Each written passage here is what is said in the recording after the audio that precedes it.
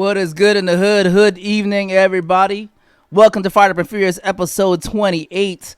Wow, we are at episode 28. So I'm just saying wow because it's like we're at 28 already. I was just thinking about it yesterday, the other day where we were just like episode 5, 6, 7 or whatnot. But anyways, well, welcome to the Fired Up and Furious episode 28. We are here. We are live. We got a very special guest coming your way, but before that, I just want to give a big shout out to everybody that participated in all the events, everybody that participates in the morning wake up show. Shout out to you guys because I know you guys are going to watch the VODs. You're going to watch this later on. So shout out to you guys that everybody attends the morning wake up show every Monday through Friday starting at 5 a.m. Pacific time, 8 a.m. Eastern time. So I appreciate you all tuning in and being part of your morning routine. Shout out to everybody that attended the Furious Friday Twitch nightclub and the Club X Twitch nightclub. That's always a blast. And this past Saturday, we did that Club X / Dance from Home ugly baby set, which I used my green screen for the first time. That DJ Rage helped set me up with that the chroma stuff. So big shout out to Rage for that. Also, shout out to you guys, the Furious Zone. Everybody out there in the Furious Zone. Shout out to you guys for helping me achieve going over 3,000 followers. So that's a big accomplishment. Shout out to you guys. Who do we got there? Who's that? ZK29. What's up, man? But shout out to you guys that helped me get over that 3,000. Big lamp. I don't know what we're gonna do. We're gonna do something. We're gonna figure out. We're gonna do something in celebration of this 3,000. By the time I figure it out, we'll probably be already at like 3,500 or some shit like that. But okay, but let's bring in the co-host, man. Let's start with DJ Rage, man. Rage, what's up? What's good in the hood? Happy Monday. Happy Monday. Hood evening to you. How are you? Good evening. What's good? What's up, man? How was your week? Oh man, tough, but we're here. True that. I hear you. Let's bring in our little co-host, 360. What's up? Hood morning. Hood morning. I mean, hood evening. See, I get my shows mixed up. I was like, God damn. What's good, everybody? How are you? Monday. I'm good. How are you, Furious? Hey, I'm doing good. As you know, my life don't stop on Twitch. It seems, right? Can't stop. It keeps going and going.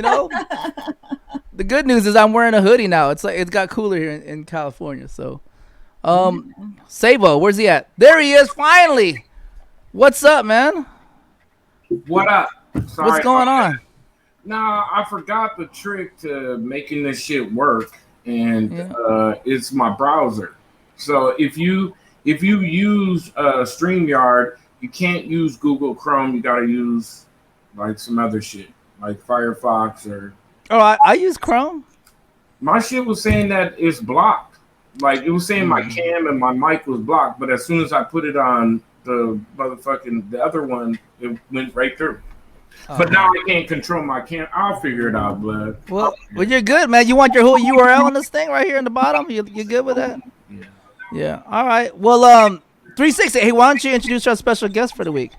Do I get to do that? Yeah, do that. Let them know. All right, you guys. This is a big one for me. Pause. But I want to introduce you guys to a very, very special guy. He goes by the name of DJ Scotty Fox. I'm pretty sure that you guys have heard of him. He is a legend all around, not just in California, not just in the Bay Area, not just in LA, but it's your boy DJ Scotty Fox. Burr, burr, burr. Legend just means old. Wow, that's crazy. What's up, Scotty? What's up, man? So how old are you? You're like 28 or what? Yeah. We're gonna go with 4 that. times. Yeah, that'll work. We'll keep it there. Oh my God. What up? We got my man Switch in the building. What's up, Switch? How are you? The real Switch in the chat. Yo, big ups to the chat. We got Twomp the DJ out there. Oh, yo, Twomp. He's out where you guys are at, right? The Yay area. That's the What's homie. Good? That's Jay the homie. Dizzle. What's up, man? What's up? Shout out to the Bay. What's up, Switch? Yeah. So you and 360, you guys know each other. Like, you guys go way back, or About 5 or 6 years. We've known each other for a while You now. lie. wow, okay. What? Not What do you mean? even- like 5 months, right? Okay, sure. No, we have known each other for a while. Yeah. It's been longer than 5-6 years. 2014. Maybe six. Okay, yeah. 2014. Okay. I'm very protective of Scotty Fox, by the way. So Okay. Why is that? Why is that? because he's special. Shit. No, for real. Like, Scotty has been with me like from day one, since we met. Like, he's just like instant good friend. You know what I mean? Like, we talk about music, we vibe like on a different level. When I was going through a whole bunch of shit, Scotty was there. Like, no one else is there. Everybody, like people that leave, Scotty was like the constant. So, I owe a lot to that guy. You're the friend, man. You're a homie. You know what I mean? That's And that's how what he we do. treats his friends. So I'm not really special in his eyes, but he's super special to me. Come on now. We did a mix together. We talk music all the time. Like I can't talk music like I talk music with other people, like I do with Scotty, because he understands it. Like, he understands music. I think maybe Ryan Live is kind of close because he just loves music, but Scotty, he's got knowledge and he's got experience. So Like I said, legend just means old. no. Well, every DJ we bring on a show, right? We always say, hey man, every DJs are like superheroes. You have your origin story, right? So tell us your origin story, Scotty Fox. All right, so I got into DJing, interested in it about '84. Obviously, most DJs will tell this story. Herbie Hancock on the Grammys. Herbie Hancock. On the Grammys, we see DST scratching up there. And then, obviously Breakin', Beat Street, all that. Mm-hmm. But in case you didn't notice, I'm white. So I didn't think. No. I didn't know that. I did Well, not notice. We don't Newsflash. see color. No, but what I'm saying was, at that I time, thought you were always Filipino. shit. Basically, I live in Daly City, so. But You know what? He is the most Filipino guy I Yes, know. he Even is. out of all the Filipinos that I know, he is more Filipino. why? Because I can cha-cha? Come on. He even, like, in my story, like, well, no, in his stream, he said boom tarat. Who knows boom tarat? Who is white that knows boom tarat? I called you wow wow wee. Yeah, he did. But yeah, so You know. I didn't think like why people could do this. I thought it was a hip hop thing, and so it wasn't until the Niners won the Super Bowl in '85 or '84 and went to a party in '85, and there was a guy there DJing. His name was Michael Erickson, and he's a pretty famous DJ around the Bay Area. And I was like, oh, I'm allowed to do this. I'm allowed. But it wasn't until, and I was into it, and I was always into hip hop, very big. But I didn't know what to do as far as DJing. I would buy some 12 inches now and then because they had different versions and stuff. But it wasn't until after the earthquake in 1989, we didn't have school, and all the whole Bay Area was shut down. So a buddy of mine had just gotten a pair of like belt drive turntables. Ooh, belt drive. Dude, one was like a JVC, one was a Scott brand. They were with the yeah. little knob on the front, generic. But so the day after the earthquake, he's like, "Yo, come over. I got my stuff." So I went over. He showed me a few things. That was '89, and that was October '89. By December of '89, I had my 1200s and a Radio Shack mixer. And then Gotta have Radio Shack mixer. Oh, you got but, it. I mean, With come that- on, yeah. With I the mean, needle that- LED. Right. It was just it worked, and ever since then I started practicing and needle.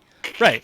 Like the two little things like All right, they're gonna go up. Yeah. Oh shit. yeah, the old school. I think I had a pyramid and then an ATIS.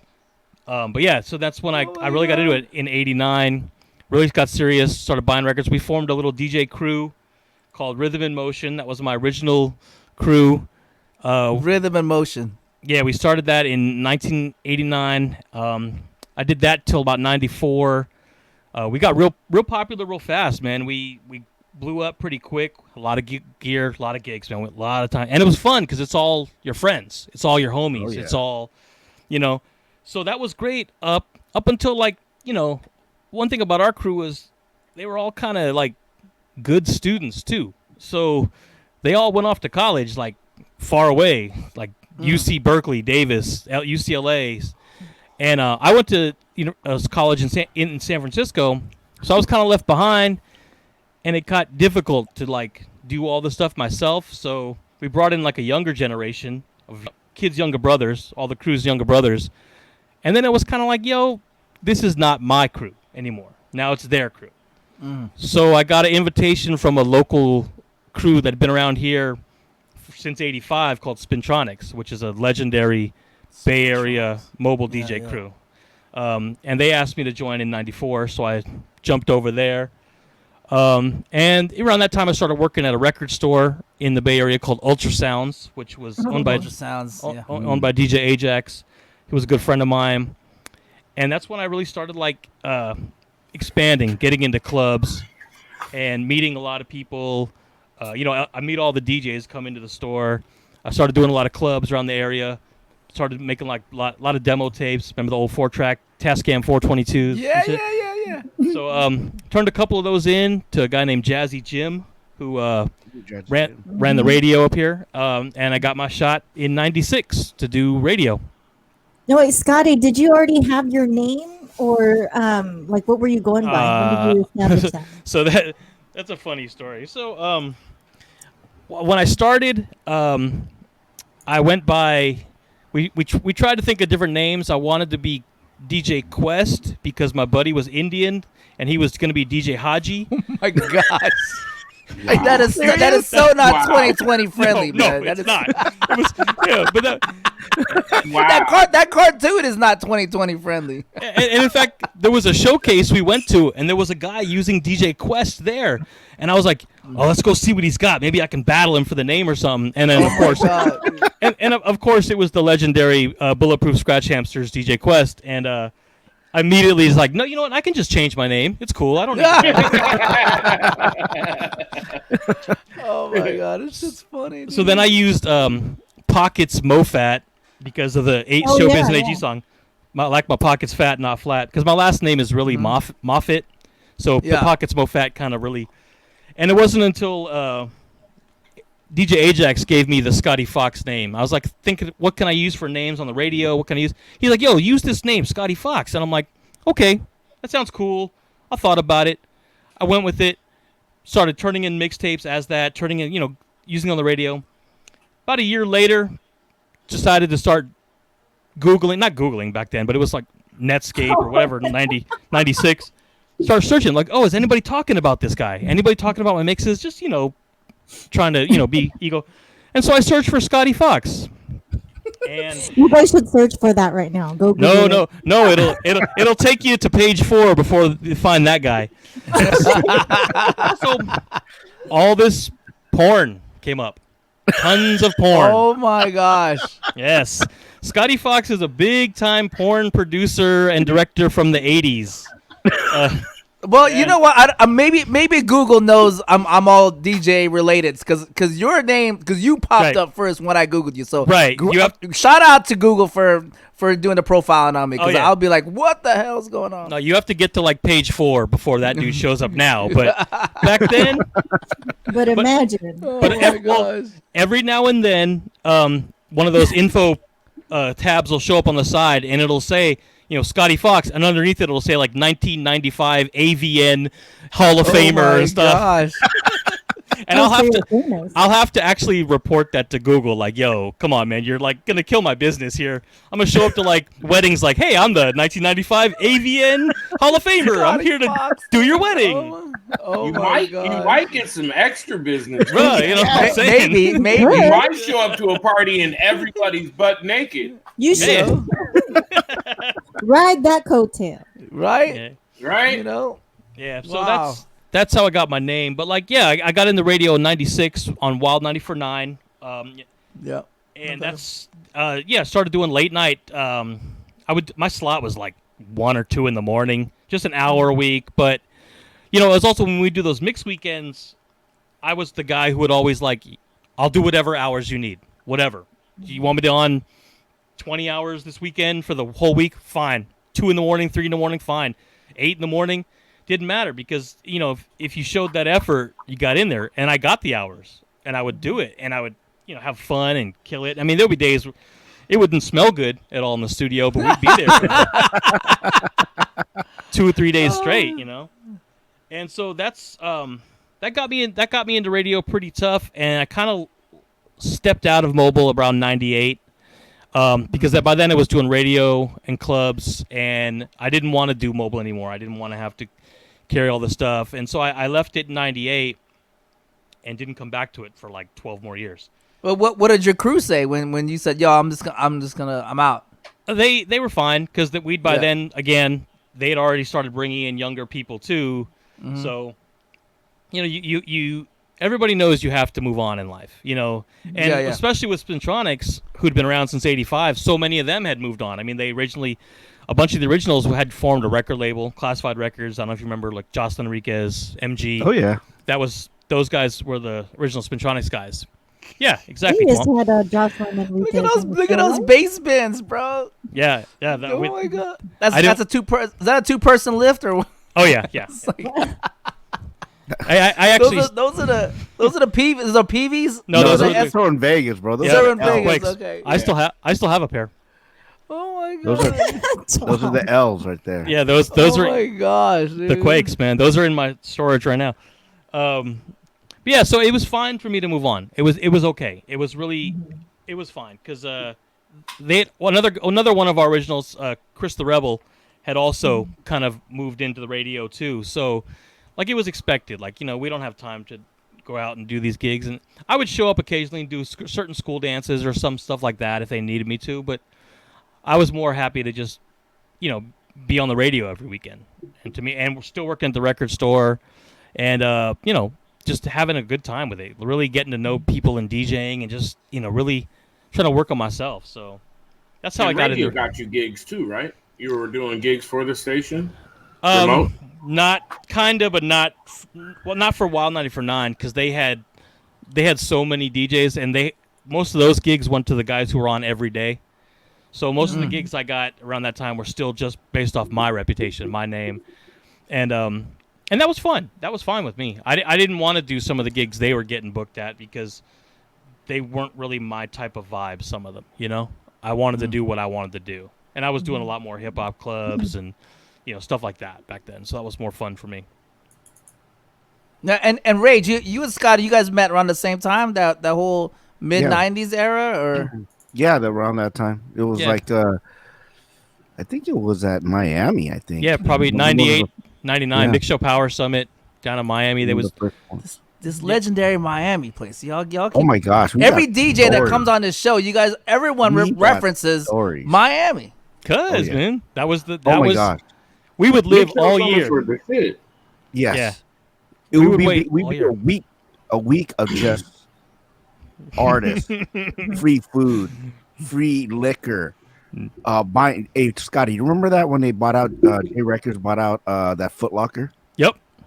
Were you there? Yeah. Hell yeah, dude. Yeah. Oh yes, I was there too. Did you go to Atlanta with us when Jeezy came out too?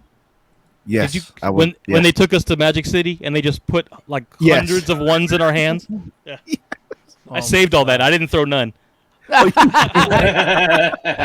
pocketed it.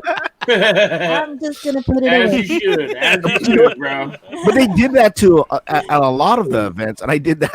I did keep some in my pocket. Oh yeah, of course. Yeah, I mean, I still have some of this stuff. I think the gold duck from the Scarface party down in Puerto Rico. I have that. Oh, you still have that one? Yeah, I have the. I think I have the what's his name, Master P doll that make him say, You I have that one still. Yeah. I still have that one. So yeah, I mean, I kept a lot of that stuff. Those things are great because you would have to fly down with a suitcase for your clothes and another suitcase just for all the stuff they would give you to bring back. Yeah. Oh wow. Yeah. It was like a whole week of just promo stuff and a lot of exclusive stuff. Payola Central, man. Yeah. And it was crazy because I talk about it all the time. Like all the West Coast DJs would stick together.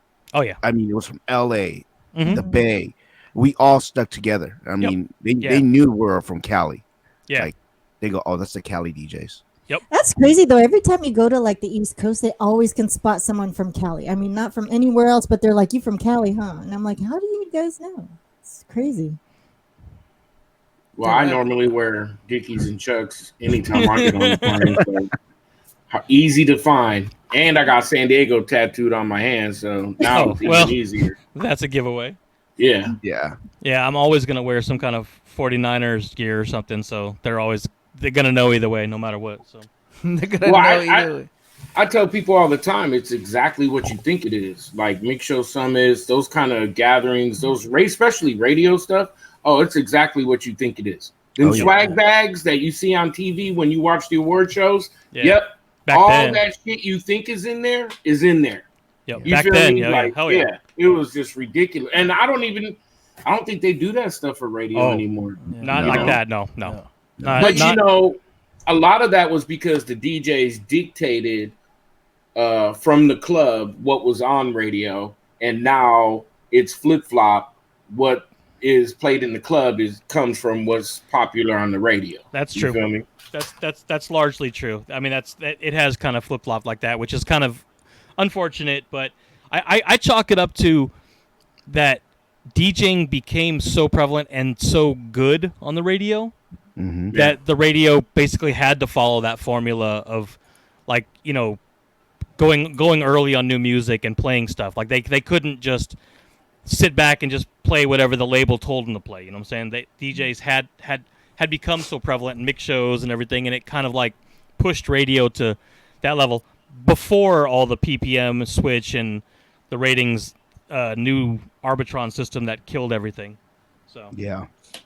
Now, do you guys know each other, Tommy or Savo and Scotty? Do you guys met in the radio? No, I know of Scotty Fox because we were getting down at the same time, and you know we worked Z90 worked very closely with St. John's and all those casts up in Wild. So like I knew of Scotty, like all DJs, because I'm smart. I know. Listen, I knew the power of the DJs, but luckily I was part of the radio where my bosses also knew the power of the DJ, and so they were always put on not pedestals, but they were always put forward. You guys used to have Rage. You guys used to have DJ meetings once a week.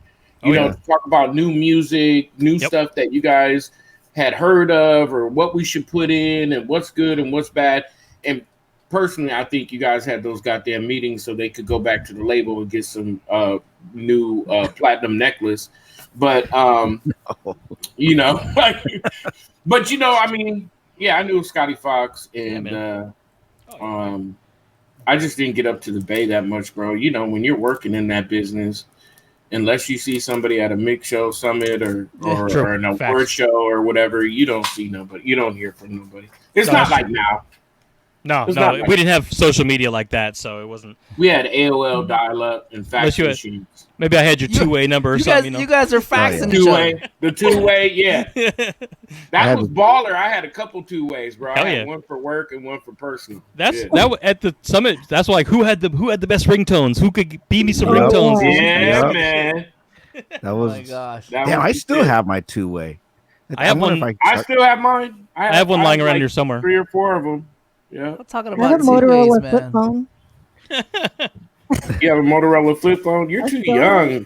I still have a sidekick too. I have my sidekick around here somewhere. Oh yeah, I had a sidekick. Ooh, that was cool when it flipped around.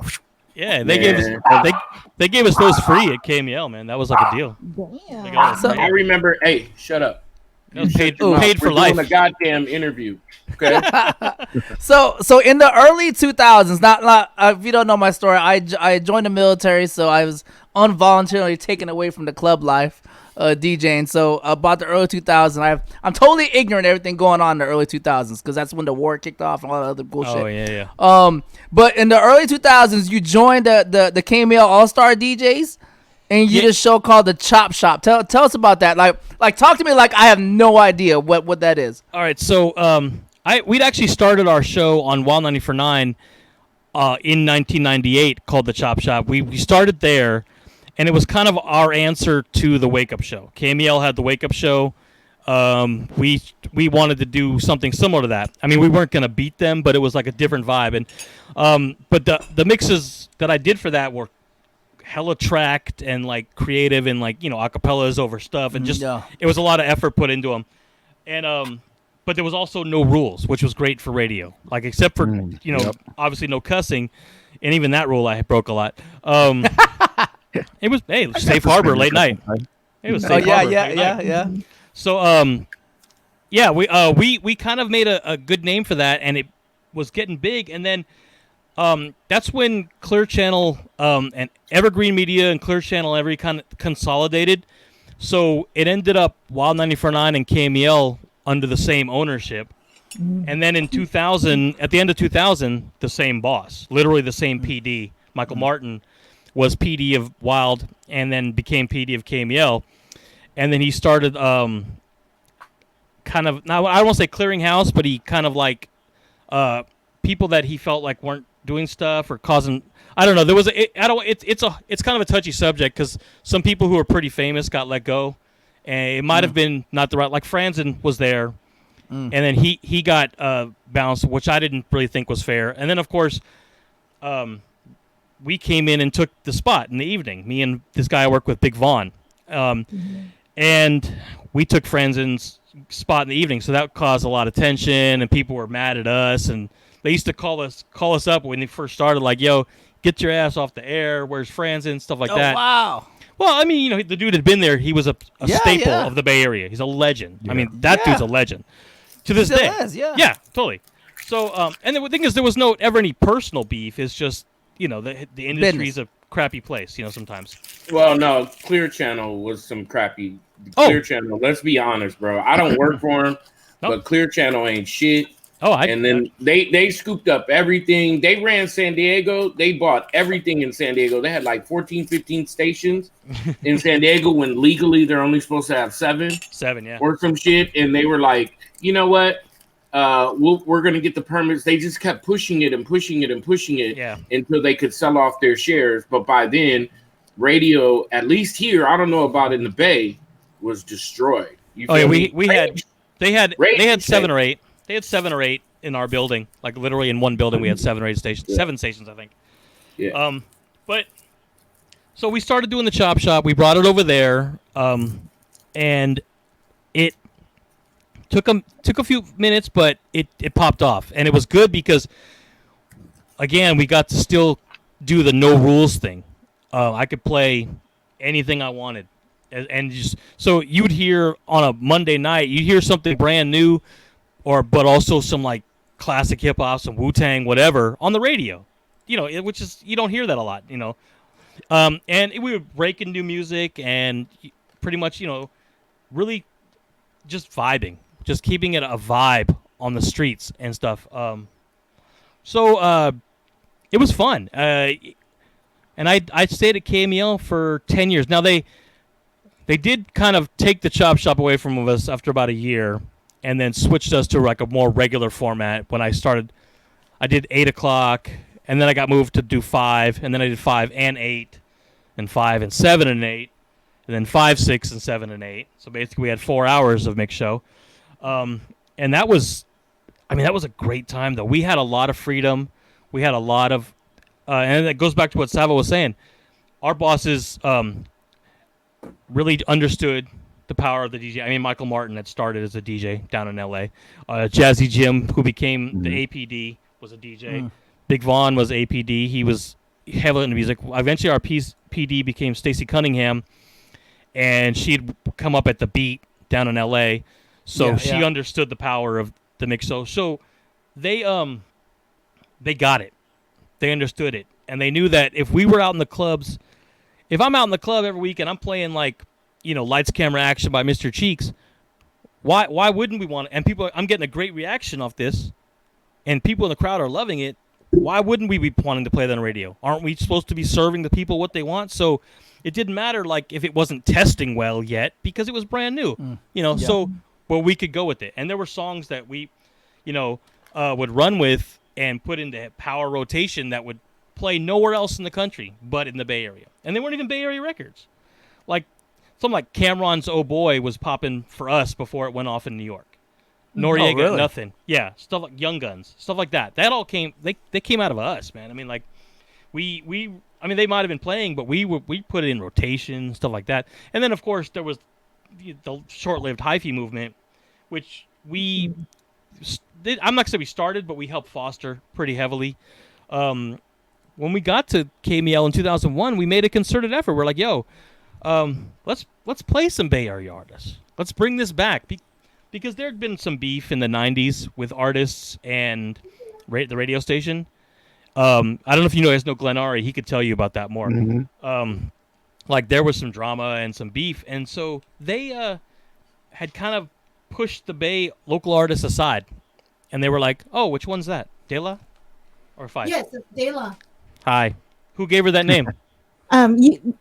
Just to let you guys know, I know you guys see my dogs on my stream a lot, but Scotty named both of them, Fife and De La.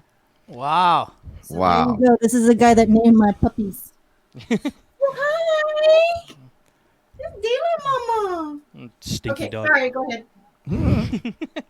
No, so yeah, so we decided to bring some local flavor back, and we started a local show called On the Block, playing a lot of like local artists and stuff, giving them a shine, and then a lot of those records just really popped off, and then that's when the hyphy movement really got big in the Bay, and we did what we could with it until it just kind of like petered itself out, and that's when the Atlanta scene really started taking over, and that blew up pretty big for us. And the Bay Area, one thing about the Bay Area that a lot of people don't realize is it is like the South. Every person in the hood, every person in the Bay Area has a cousin or two in Missouri, Alabama, Georgia, something. It's true. So we identify closely with a lot of that Southern hip hop stuff, like the same vibe. So that stuff always worked in the Bay Area. So when all that Jeezy, T.I., Boosie, Webby stuff popped up, that was huge here too. So we were able to run pretty heavy with that too, which was fun. That was a great time too. So. Now, what year was that when the Atlanta music started coming in? It was like late 05, 90s? 6. No, that was 05, 06 when they really started popping off. 05, 06. That's when like Jeezy, T.I., Plies, okay, Webby and stuff. Yeah, and I mean, I used to do this club in Oakland called Sweet Jimmy's, which was the hoodest of the hood. It was great. And it was just such a great time to play all that stuff, but I could still play a lot of local Bay Area artists, and man, that was just all the sports teams would be in there, especially the Raiders. After they'd lose every game, they would come in there, Oh my God! I like that segue. Sorry, the Raiders. So good. Right. Well, that's okay. So you got experience in the radio, nightclubs. What's your favorite club that you DJ'd out there in your market? Ooh, jeez. Okay, so, we used to do this party called Infinity, which was every Wednesday at the City Nights building. City Nights is a local legendary club going back to the Cameron Paul days. Yeah. We used to do Wednesday nights there in the late 90s. That was a blast. I'd done a party in San Jose for a couple with I guess some of the guys from Legend down in L.A. had come up and what up? started a promotions That's company. That's my crew, Legend. Oh. That's my crew. So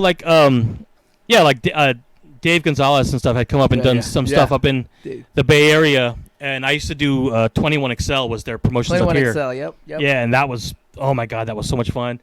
I did an 80s club on Friday nights for like 5 straight years called The Cellar at The Cellar, which was just a blast. I mean, that was just so much fun to be able to get out of playing hip-hop all the time and just play some different stuff. And so, yeah, and then I've done a lot of other stuff. Bruno, I still do a place called Bruno's up here regularly, which is, I mean, it's just an amazing, fun vibe. It really is very loose, no pressure, no douchebaggery, just, of course it was, Lenore. Come on. That's City Night. Everybody goes to City Nights as soon as they get here. That's as soon as you hit 18, you go to, even if you're not 18, you go to City Nights. That's just a rite of passage in the Bay. Did you get a chance to play in other markets as well?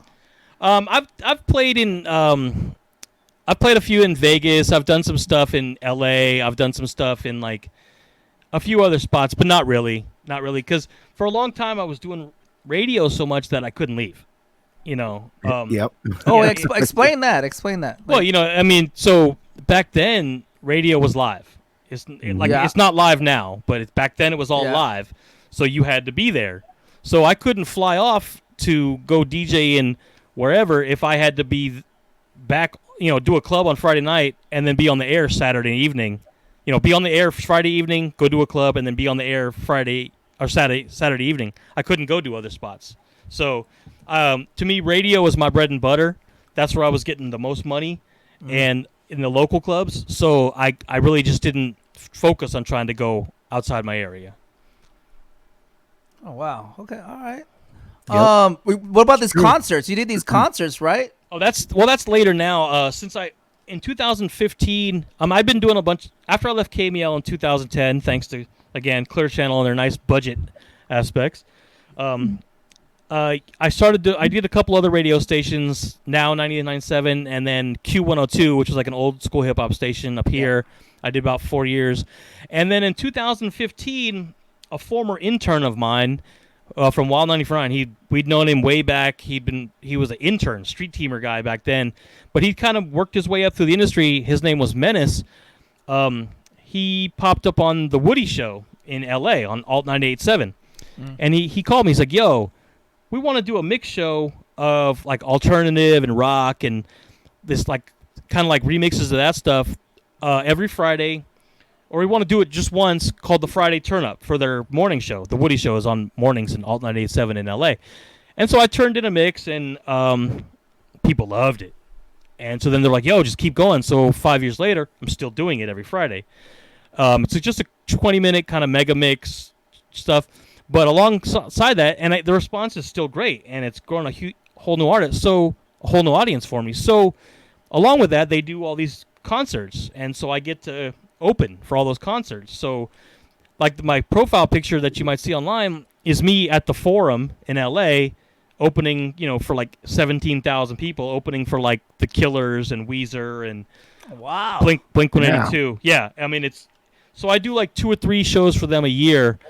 And each one is in the thousands, right? And it's huge and it's fun, man. I mean, because like clubs are one. Oh, clubs are one thing, but when you've started DJing for like thousands of people and they'll all sing the words, there's no better fun.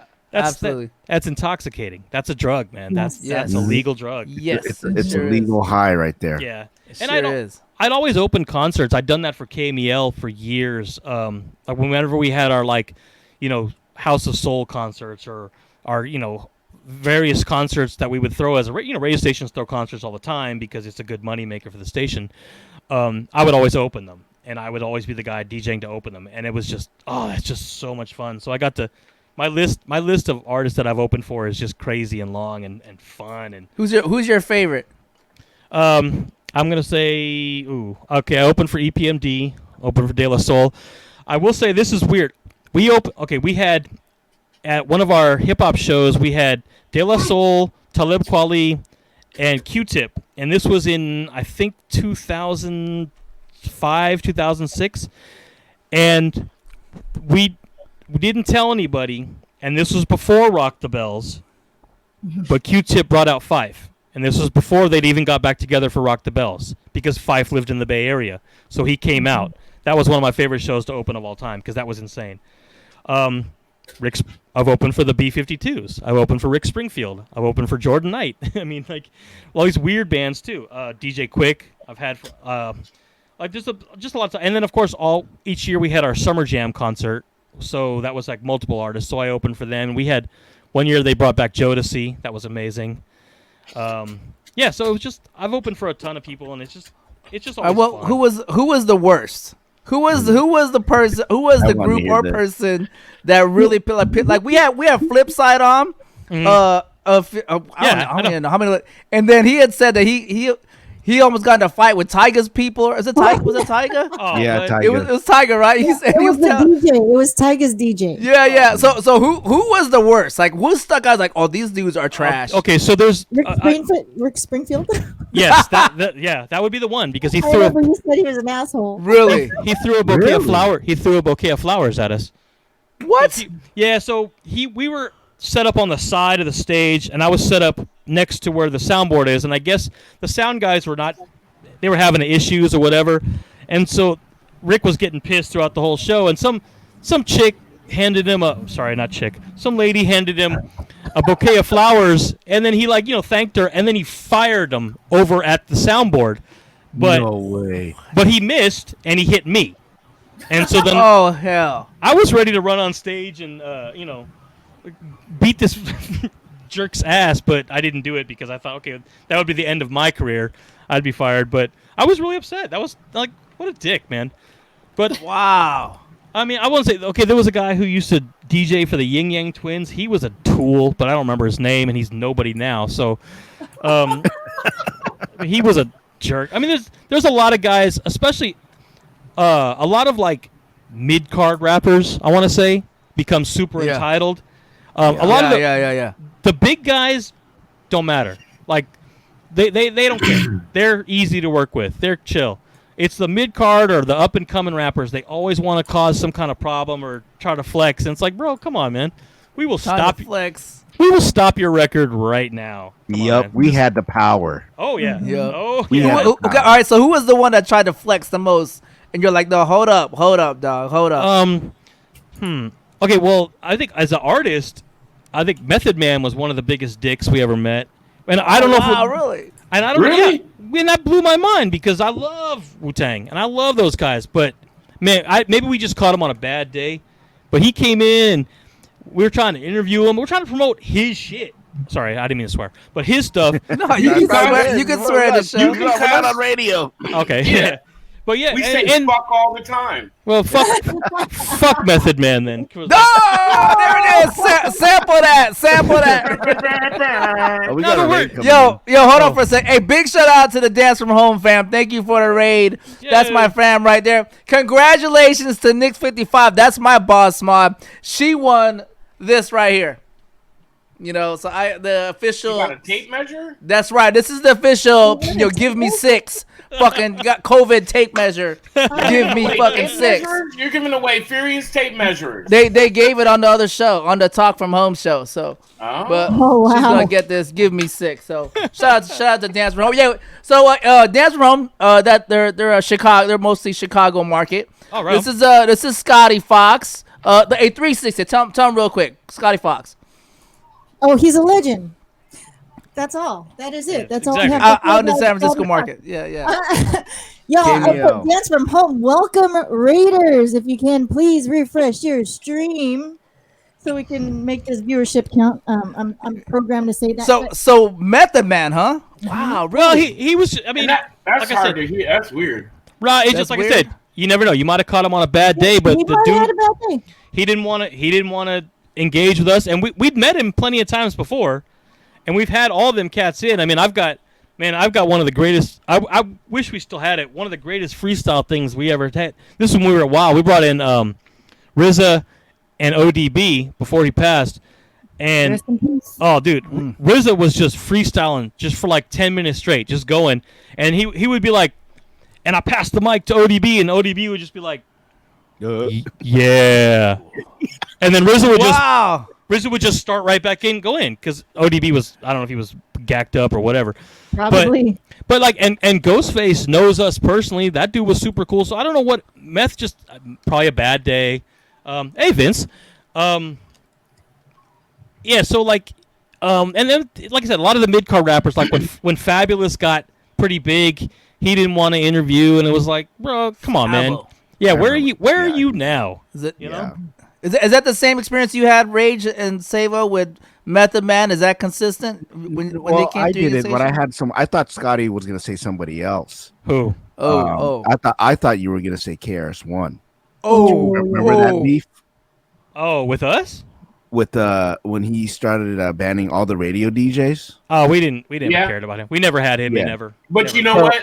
you know what? That went down. But because of his relationship with Biggs at that time, we were straight.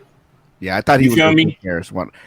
But never- I've met Method over like a 4-year period, Yeah. probably a dozen times or so, and he's always been hella cool. See, that's what I'm saying. It's just we've had it him a might have couple just times. been a bad day. Right. But it's like, bro, if you want to come on and on the radio, #1 radio station in the #4 market in the country, and read a magazine while we're trying to interview you, that's your loss, bro. I mean, whatever. That's rude. He might have, just depending on where he was at the tour and everything, he might have just been over it that day. Or he couldn't find no good Doja at the time because it was, Bro, he's in the Bay Area, bro. There was Doja to be had. Oh yeah. Trust me. Maybe before when did he come? Mornings or late night? No, it's evening. Okay. Yeah, well, maybe he bought a bunch of Doja and it was some dirt weed. I don't know. I'll give him the benefit of the doubt, but yeah, that was a bad experience. But for the most part, there's a lot of other artists that have come through, been super cool, and especially some, like, we've become good friends. A lot of them, like Talib Kweli and Ghost and stuff. They became like really. I mean, obviously 40 is like family to us. E40 is like family to us. So, that's. And a lot of the Bay Area cats, even the ones who wanted to kill us. But, that's... Oh, my God. Wow. That's a pretty dope story, man. I like hearing those stories, Things we've never, like the inside scoop that nobody knows, right? I'll tell you anything. I like talking about these days. They're fun, man. We had stories, man. Those were, man. Oh, but... I mean, I've seen cats at their worst too. I mean, I'll tell this story because he's kind of relevant now as being a douchebag anyway. So in like early 2000s, Talib came in and he was doing a show at a local venue in the city, which is it's called the Maritime, which is known for its hip hop spots. And he brought a couple people with him, and he's like, "Yo, he's producing some stuff for me. He just finished doing the Blueprint." He just for Jay-Z. We're like, oh, yo, that was a dope album. This guy's. We know the name, but we'd never met him. He wasn't an artist yet. And this dude came in and he was acting wild, like he was like bouncing off the walls during the interview, trying to get on talk and just bouncing around and just being hella hyper. And we're like, okay, well, whatever. And says it's time to go to the show. So we were driving over to the show with Talib, and this dude is hanging out the window of the car, hollering at girls all up and down the street, and I'm Kanye West, man. You'll know my name. Da, da, da, da. And so I knew he was gonna say it. I knew it. Wow. I knew it. Yeah, that was when he's out of control. Oh, but he was on. I don't know if he's on something, but I think he was just happy to be there. This was when he was first, before he'd even I think he'd signed, but he hadn't put anything out yet. This is before College Dropout. Oh yeah. Yes. Yeah. I knew you were gonna say that. Yeah, and so but we had a good relationship with Kanye over the years. Like if you watch, there's a documentary that MTV did, like the day in the life of Kanye. They filmed that at our station. Like I'm in it in the background and stuff. So we had a good relationship for a long time, and then typical of these guys, gone. Just can't give nobody a call no more. But, yeah.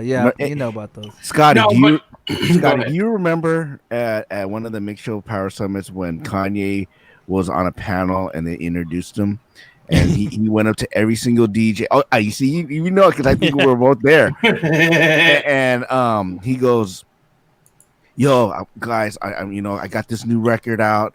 When you guys get back to your market, can you play it for me? I'll do you a drop." Yep. Till this day, I never got my drop, bro. No.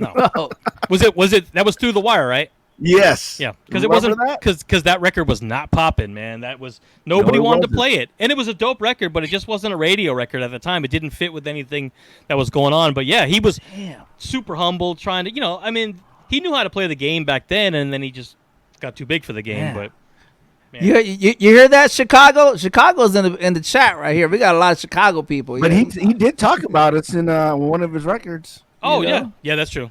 Yeah, but I mean, the dude is a genius and a legend. I just wish people would get him his help now. But man, I mean, he blessed us with so much music over the years, man. I can't even be mad, But who was the artist that you would say that somebody that would surprise us that you thought was like, yo, this dude is real, man. He's 100%. He's good to go, or he or she is good to go, and you still have a good relationship with him or her. Who would you say is that artist? Oh, I'm gonna without a doubt say E40. I mean, the dude is about his business, and I know everybody has that reputation where he does the oh, my people, my way, and he talks all funny, and it's a really weird thing to hear him talk like that in front of people, and then when the doors close, to turn that off. And he just start, okay, so what are we gonna do about the next record? What's our, like to hear him talk real business and real like as a real person. And the dude is a genuinely good guy. Like literally to this day. I mean, I haven't really worked in radio like that for a couple years. I'll still hear from him. Like he just a really genuine good dude. Been to his house, family man.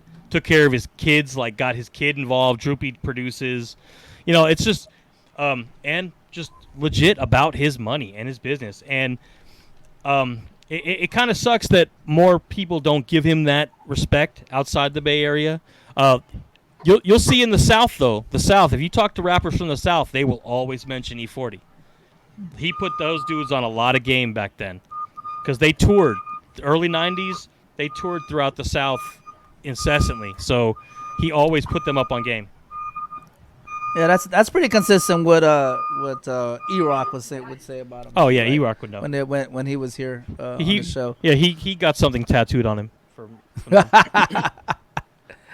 Wow, dude. But no, E40. Every time I bumped into E40 or seen, like I remember, it was like the second time I had seen E40 at a car show. I think he was doing a lowrider show or something, and I said, "Hey man, I hate to ask you, bro. What's up?" And I was like, "My sister loves you, homie. Like, you don't understand. Like, she gonna marry Ice Cube, but she loves you." And I was like, "Is it any way that?" And he was like, "Bro, bring her on," because we had the Z90 buses. Yeah. So I went out, pulled my sister on, and she just, she damn near started crying. She was like, she's such an E40. My whole family's E40 fans. Oh. And so, like, we get togethers and stuff, and they play a lot of E40 music. But from that point on, every time I'd see him, he was always remembered my name. "Tommy T, what's up, man? How's your sister doing, bro? It's good to meet you." And he met my brother, too. So he's like, "How's your brother doing, man? How's the white boy?" Because we call my brother white boy. Yeah. "How's the white boy doing, man?" Cool. He's like, yeah, no, he legit, like, cool. He has that memory. He'll remember everything. He'll remember stuff from years ago, but he just has a good personality. I've never even seen that. I mean, I've seen him upset, but not like to the point where Mom is this dude ain't cool. I've seen him upset about stuff that he had a right to be upset about. But nothing. I had nothing bad to say about that guy. I'll go to war for him anytime. He has good memory. I tell you that he does have a good memory, because he remembered all of us. Like, yep. Like all the DJs. And I'm over year periods of time. Oh yeah, right? Yeah. You're talking about Rage, yeah. Like I remember it was like maybe 6 years later or whatever, and I'm not like some of my friends who work in the business. You know what I mean? I never think people remember me, although I go out of my way to make sure people remember me. Like I have tricks. And I never thought he would remember me. And it was like 6 years later, man. 6 years from the first time I had, met him. And sure enough, he seen me across the stage and was like, "Hey, what's up, man? Is your sister here?" And I was like, "Yeah, And so we went over there, and I had my kids with me too. He was hella cool, man. Like, he's one of those dudes that, like, I think I got one photo with him the first time I met him. Mm-hmm. But after that, I never... You know what I mean? You don't want to ask him for a photo because he's like hella too cool. Feel me? That's one thing I've always regretted in my radio career. I never took photos with artists. I hated it. JQ says the same thing all the time. My boy Big Daddy, he says the same thing all the time. Yeah, I wish I would fucking took more photos. Because I've met everybody and anybody, but I just never took photos with any of those people, and I just never was into it. Like I hate taking photos. They're like, and also then it was like, it's photo time. Oh, but I have to go in the other room and mix. I got to do the mix in the mix room, so I can't be there to take the photo. So I just, I missed out on that. But man, it's not a big deal. But like, I've met, God, most of the music industry from the late '90s to like the late 2000s. Man, I know. Great time. They all had to come through KMEL, man. They had to come. Yeah. Oh yeah. Oh fuck yeah. No doubt. Yo, that was back when KMEL. I know you said number 4 market, but because LA was LA was New York was number 1, right? And LA was 2. And then like either Philly or Houston was 3, and we were 4. Okay. That's who I was looking for, is like Philly or Houston. I just know at that time, during like right before 2000, right after 2000, LA and the Bay were 4. I don't know what you guys are now. I don't think you're 4 anymore. The Bay's still 4. The Bay's still 4. It's because the Bay covers a lot of ground, because it's not just San Francisco. Yeah, it's Oakland, San Jose, Vallejo. It covers a lot of ground. So we're sitting around 4 or 5 million. So that's about market 4. That's a mini New York there. I left San Diego radio, and we fell a market to 17, but it's okay. I don't talk about it much. Well, I think San Diego didn't they I don't know, they used to count it as something weird. They redistrict everything. It's still weird, but I think the Bay Area still counts as 4.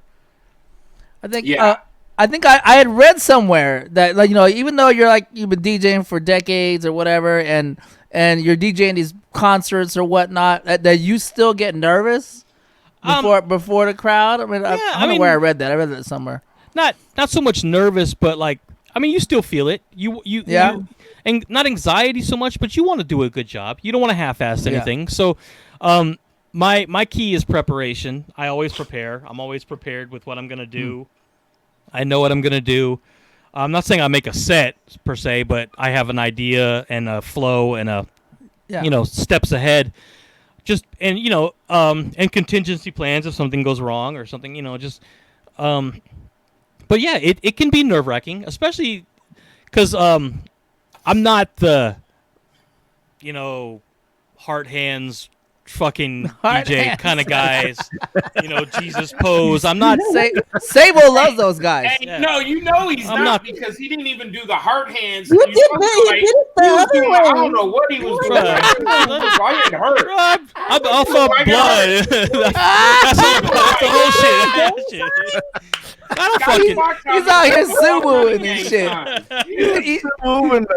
His heart symbol's a suwoo and shit. Yeah, bro. I claim all the gangs. I'm in all of them. Yeah, I don't. No, but I don't. I'm not that rah shit. I mean, I'm good at what I do. I think, but I think I'm good at what I do. I think I'm prepared. I think I'm not terrible on the mic, but I'm okay. But I do my job, and I do what I'm supposed to do, and I make the crowd hype, and I get them going. But I'm not there to be a clown. I'm not there for your amusement. I'm not there. I'm here to give you music, and you're supposed to love the music. I don't care if you love me. I like love being the music. A clown. Well, that's what the shake weight's for. Oh, that's a good segue. 360. You said you had some questions to ask him. Oh no! I was just saying that if we needed to lead into other conversations. Go ahead. What conversations? I wasn't ready. I'm not ready. You want us to take us to that segment, or what? I mean, no, she's not ready. That's not what I was saying. I was saying if you get lost, I could just ad lib with him. Oh, okay. Well, I was gonna say, Scotty, like one of the things that I that was a very nice answer of yours, but hip hop, you try to be like the best that you possibly, like even if I don't think I'm the best artist or graffiti artist, writer, or whatever on the planet, I'm telling everybody I am. You feel me? Oh yeah. So it's very nice that you say that. So do you think that your humility and the way that you are, because even on your streams, you feel me, and now during this interview, you can tell, bro, you got a good ass fucking heart. Do you really think that kind of humility and not burning bridges goes a long way for you being in this business over 20 years now? Well, okay, so I am an asshole.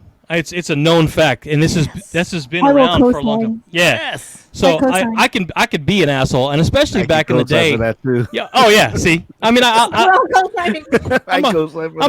a known dickhead. I mean, but it's funny. To me, it's funny. It's not like I do it.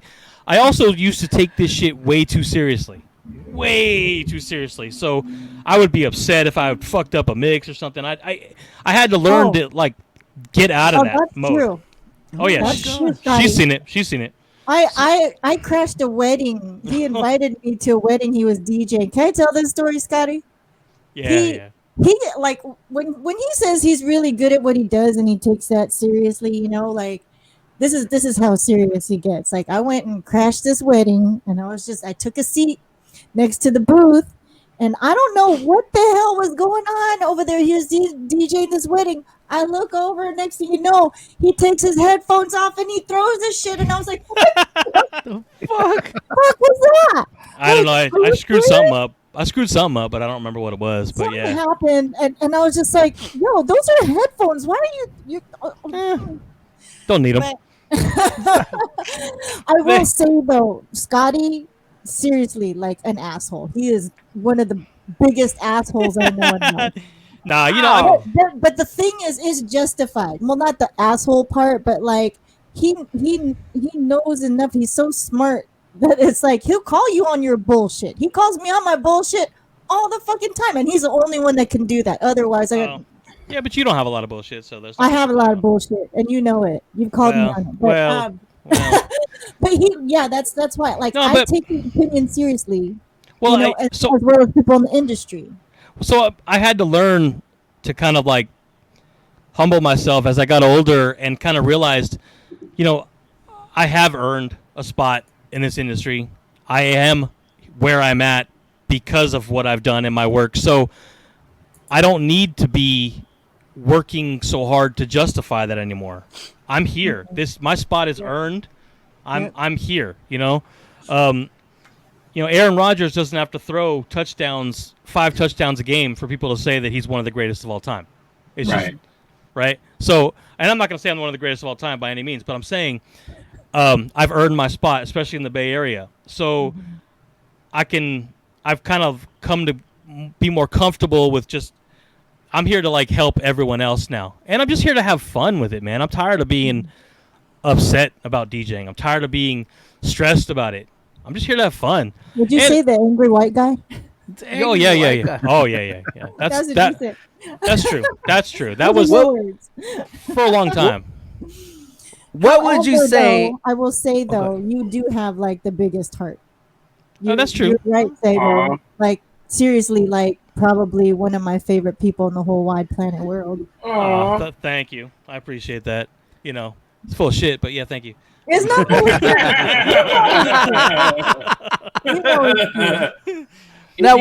if he really was full of, had a big heart, he would just stream without his shirt on. But whatever. You have to redeem channel points for that. Not channel points and shit. Not all of us can be the eye candy of Twitch. I'm just saying. I know. Oh my gosh. I know, Savo.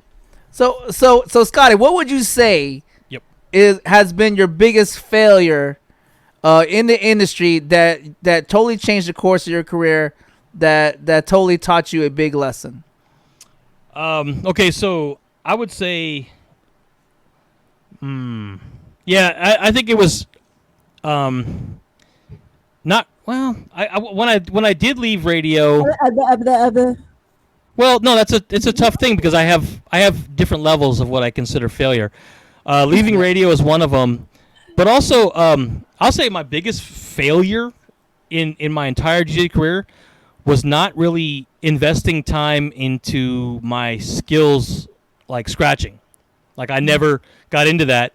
And it started because back in the early 90s when we had our crew, we had a guy in our crew who could scratch. We also were friends with another crew, and we had an alliance with them. They were called Just Too Hype, and they had a guy who was a really good up-and-coming scratcher. So we were like, I don't need that to learn how to scratch. If we ever need to have scratching at a gig or a battle, we've got this guy, John.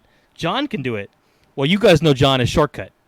So I never had to worry about scratching because I always had Shortcut next to me. So that was like, and then Mike Realm was also in my crew as one of the younger guys, and all those STI guys, Swift Rock and stuff. So I was always around it, but I never really invested enough time to really getting to where I want. And I can do basic scratching and stuff, but that was my biggest failure, I think. And I should have taken it more seriously. Now I try and I can't. My fingers are too arthritic. I can't do it. I'm too old now. He said arthritic. Dude, for real. Love you, bro. But it's true though. I mean, like, so I think that's my biggest failure is really not investing the time to learn, because I think with my musical knowledge and my memory and my just no fear attitude as far as what I can play. Imagine if I incorporated real like scratching skills with that. There would be no stopping me. You know, like I'm not gonna disrespect AM by any means, but I think that what he was doing at the time, I was doing the same thing. I just didn't have the scratching skills. I was doing the same thing up here with all the different genres of music and stuff, all that stuff. You know, at the same time, it's just.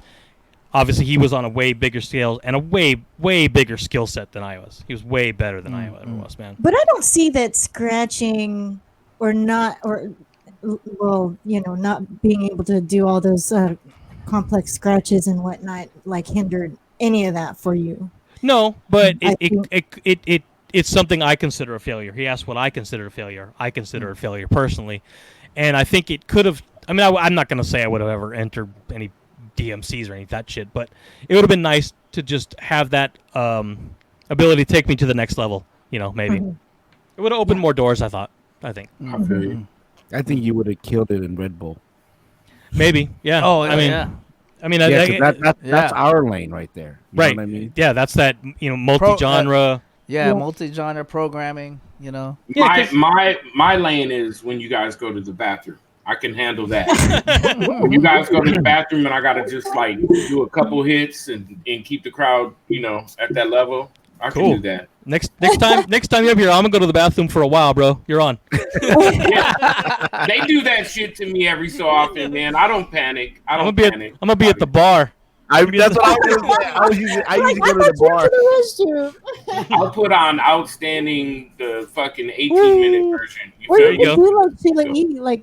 You know, Glamorous Live Extended Mix. Ooh, that's like 25 minutes or something. Oh yeah, with the Congo drums. And it's like just going off, you know, for like 25 minutes. And all you guys in your library, you already have that one mix that's like, you know, it's already like the pre-mix before the show. I'll put that motherfucker on and just sit there and act like I'm doing some shit. You feel me? I do have a lot of mixes. I will say. So Scott is a ton of mixes. Seeing that you have a very colorful personality, you know, have you ever like, you know, burned a bridge in the past? You're like, dang man, maybe I shouldn't have said that. Maybe I shouldn't have like you know, and you guys are cool now or something like. Oh yeah, you have a story like that. I mean, I think after my second mix on the radio in '96. Jazzy came to me and he's like, oh yeah, I heard your mix today. It was pretty good, but you know, you played a little stuff. You had some stuff like Fushnikins, Breakdown, and some. Those aren't really great radio records. And I was like, nah, man, that shit was dope, dude. That shit was dope. I knew what I was doing. Shit. And he's like, okay, cool, bye. And I was I wasn't called for the next Mickey Ficky mix, and so then I had to really come back like, hey man, you know, you're right that no Fushnikins for me, man. You're right, man. No Fushnikins. I got you. And so, but yeah, I mean, and there's always been drama, especially we got into beef with some rappers and back in the day, even like other DJs from other stations. Okay, big Eric E-Rock. That's a big one. We're friends. Like the dude's been my little brother since he was 13. Like his dad used to bring him to the record store, and then I saw him come up, and he got on radio, and we were on radio at the same time and stuff. And then, you know, he would dip in and out, and left radio stations, came to this side, moved around a lot, and then in 2005 or 4, they tried to bring this radio station to the Bay Area to go against KMEL. And all of a sudden, well, Eric pops up over there. And that was like, bro, you were just in the KMEL mixer meeting like 2 days ago, and now you're over there? And we were hurt, man. That was like the guy. He talked about that when he was on our show. He talked about that. Yeah, and his side. Yeah, he was hurt. I mean, I understand he had to do what he had to do, and whatever. But there's ways of going about things. And He you said can, he regretted that. yeah, you Yeah, can he- be. One thing he That regretted. was one of his His regrets. Big lessons. regrets. Well, yeah, you his can- His lessons. regrets. You can be a man and come to us straight to our face and tell us, but don't go behind our back. It's just not necessary. And I mean, and then he had to come to my house literally to like settle some business about. We owned a record pool together, and yeah, I mean, I had to resist from like getting in a physical fight with him. I was that hurt. I was upset. It hurt me because he'd been so close to me, because he'd been like my brother, and I felt stabbed in the back so bad. But and it took a few years, but I mean, now great friends, no problems. Yeah. And I always regret. I regret the way I handled it back then. I'm sure he does too. None of us handled that properly. There was no excuse for anything. I mean, nothing ever got physical. Nobody ever got beat up. But, you know, watch your mouth, Key-Rock. No, I'm just kidding. See, that's what's great. I mean, we've all been in the business for like decades and shit, and when we started there, and like we're like literally like fucking kids. You know what I'm saying? Yeah. And our minds are like kids. Like literally, when you're like in your early 20s, it's like you're a fucking kid, dude. And Yes, now, you know what I'm saying? And it's funny how that shit goes. You Yes. fast forward it now, and we're Yes, so- like, yeah, maybe I shouldn't have done that. You know, what I mean? yes. Maybe it should be done this way. Some people stayed in that mode, man, too long, you know. But Yeah, right. Yeah, But, that's true. Oh, listen, I done run across the street to punch somebody in the face and got stopped You know. because See? of, when I left radio, Clear Channel had taken over. Oh, And I was doing a movie at the time, and I was lying, saying that I was homesick. yeah, And so they brought me in. They were like, listen, we need you to stay. You know, if you're not sick, we need you here. And we know that really that you're doing this movie. And I was like, how do you know I'm doing the movie? And they were like, we know. And I was like, what, are you following me to the set? Like, what the fuck? Yeah. So anyway, I just kept playing it off. Then luckily, Rick Thomas came over and took over the station. And you know, we all cut. Rage stayed, Alan stayed, and then another friend of ours ended up coming back. And then I found out like he was talking just mad trash about me, and it like really hurt my feelings. I'm sensitive, Scotty. I'm the most sensitive person I know. And I was like, just Hold up. my feelings were hella hurt I because could- I was like, I could tell you why were are you sensitive. talking about me? When you used to sing that song "Somewhere Over the Rainbow" with your ukulele, bro, I could tell you were Listen. sensitive for that. Listen, R.I.P. R.I.P. Hey, you're the first one on the interview that has done that. But listen, shoot! I get that on my almost every stream that I fucking do. People are like, "Oh shit," or it's like, or is Big Pun? Oh fuck, Big Pun is on Twitch. How And I'm he's like- back? So one time I was like, I don't even fucking look like Big Pun or Fat Joe. Fuck y'all. Look, I'm gonna pull up their pictures next to my picture. And then I pulled them up, and then I pulled up my picture, and I was like, oh, okay, yeah, I do. All Yeah, right, you do. we're gonna have to chalk that shit up. You feel me? A little But bit. yeah, no, I just remember like being so upset that like this dude would, say stuff about me behind my, because I really thought I had a great relationship with the dude. Yep. And that beef lasted like 15 plus years, bro. Seen him. We just seen him at a family affair. Man. And I just, he even said something to me to make sure everything was squashed. Because I was hosting car shows. Yeah, and yeah.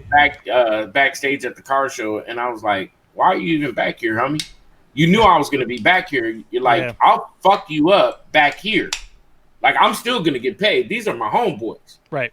And he just was like, and then he left, and then we squashed everything. But it's just one of those things, like, when you're younger, boy, you got all kind of energy. You feel me? When you get older, you just be like, fuck it, it's no big deal. That's I what don't I'm saying. care, Like, whatever. I learned a phrase that one of my Jazzy Jim taught me this phrase. It's nice to be important, but it's more important to be nice, and that kind of changed my Absolutely. outlook on a lot of things, and that's when I stopped worrying about whether I was important. I started worrying about whether I was nice. Like I'm Wow. if I'm cool with everybody, and I would, I think a lot of the younger DJs in the Bay will now say they they know me to be nice. I mean, guys like Jay Espinoza, Miles, Romeo, those guys, they all know me. I've known Jay Espinoza since almost the day he started. Like, I'm not going to say I'm responsible for him, but it was me and Chris the Rebel who turned his tape into Jazzy Jim that got him on the radio. So he's one of my favorite DJs. That dude's amazing. I like that dude. Yeah, he is. I could watch him all day. Like, literally. Yeah. The kid is very creative. Dude, just ridiculous. And then, so I think it's become more of my mission now to be, like I said, I've earned my spot. Nobody's taking it. Nobody's going to take anything away from me.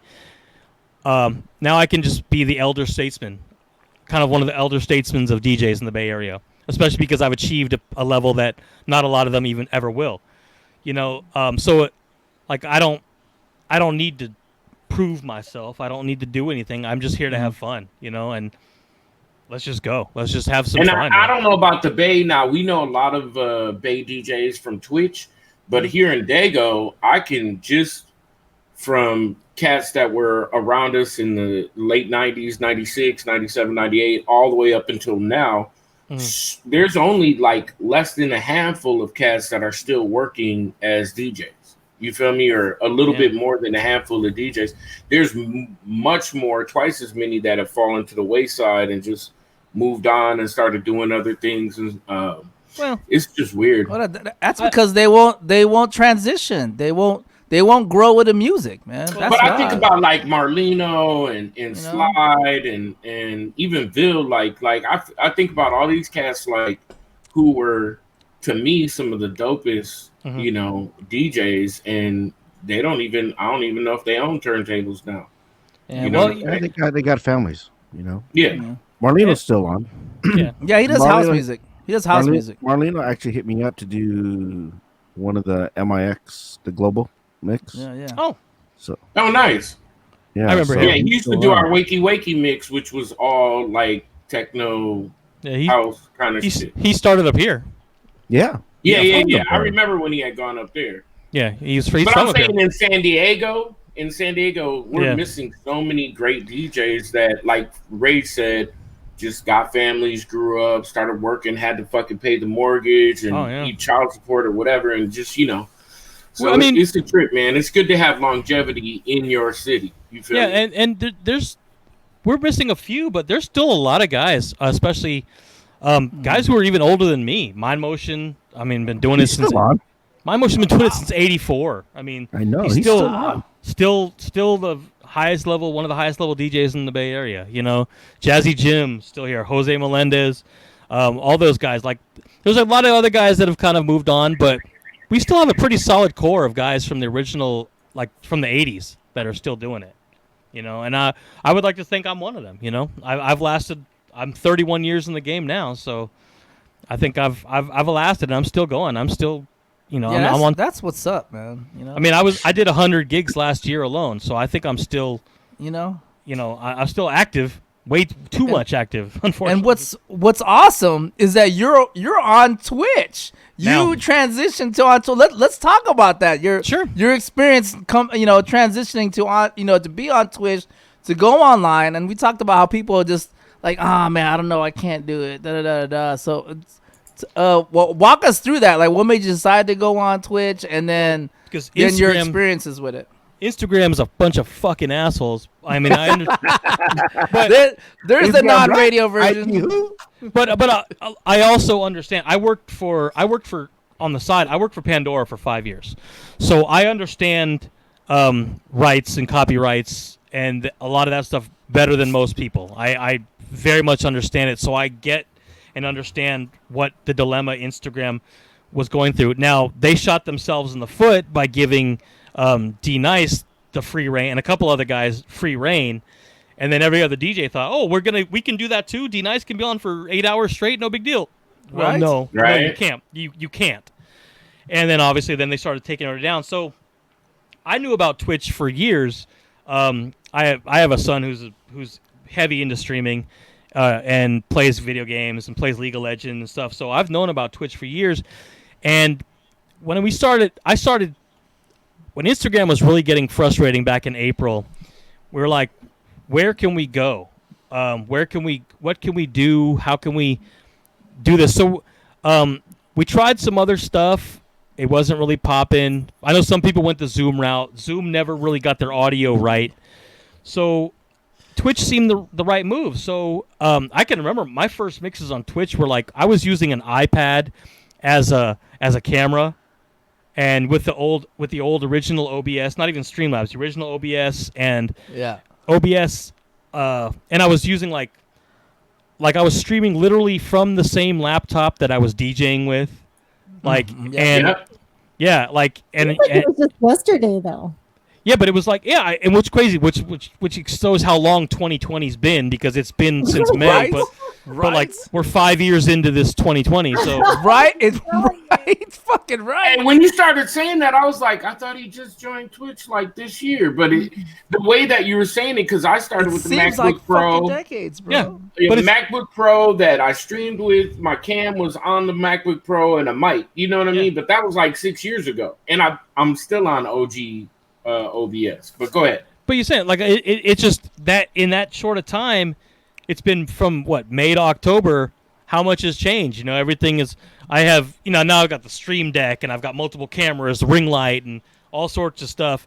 And I'm actually, you know, working with a couple other people, and I go stream at my other friend's house. This guy Ken, IMKCE, and he's got like, you know, GoPro cams, and we're streaming in 4K, and he's got like fiber optic internet at his house, so we're throwing up full 1080p videos. It's great. I mean, so I mean, where I'm at physically, where my house is physically in Daly City, the internet is really crappy. I can't get more than like 25 to 35 or 45 up, so I have to. Ooh.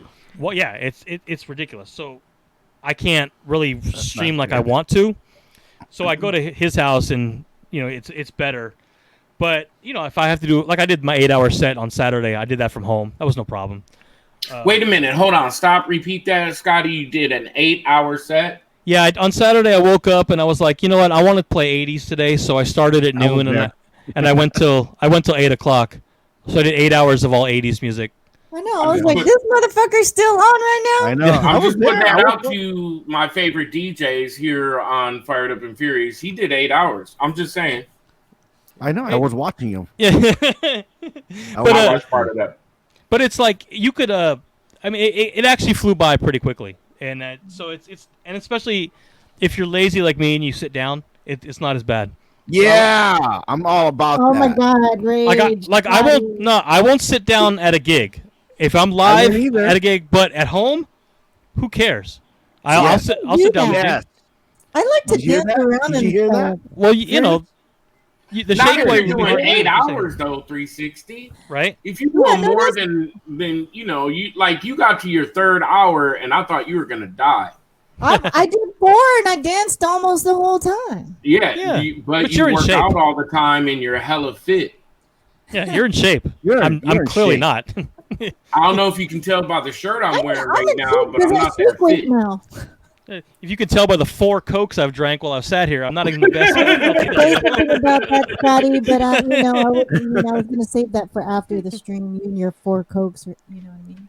Come on, we've had that conversation before. It's never going to stop. I know. But yeah. So I was, I was happy with Twitch at first. I made affiliate pretty quickly. One thing I did make a mistake of though, and I didn't realize this, was I would do like little test streams in the middle of the night, like turn it on for like a half an hour and have like one person in, like just me watching it, just to see if it would work. I didn't realize that was counting against my average. Oh, yeah. Yeah. And so it took me a long time to get to affiliate because they're like, oh, well, you only have like this many. I'm like, wait, I had hella people. But it's like, oh, you also had all these streams with one person. So I did apply for partner back in May, and they rejected me. And I think that kind of put me off on. I was kind of pissed off. Mm-hmm. And I started, as I was going through Twitch, and I was doing it pretty heavy through June, through July. I started seeing other DJs on there that I'm going to say I didn't like what they were doing. They were DJs that I respected that kind of just became clowns. I'm sorry. Not you. I was fucking daggering the turntables last Saturday night. I'm like, oh, shit, my bad. I feel guilty now. No, but it's not people I knew, but like there was just see some like nonsense, and I was like, bro, is this what DJing has become? Are we just puppets and like nonsense and stuff? And I was like, I get it, but I'm like, you want to set yourself apart, or why is everybody in space, floating through space, or like with like 40 different green screen things? You're on a hot air balloon DJing. I'm like, what the fuck, dude? Like, and sometimes their green screen didn't make sense. Like, why are you like up in the window on the second floor of a place? Like, right, and like, and then why are you just playing the same shit all the time? Like, oh, that's a lot. Literally, you have Twitch is not a captive audience. You're not at a club. They can come and go as they please, and they will. Why don't you just do what you want to do, and people who want to hear what you want to do will find you.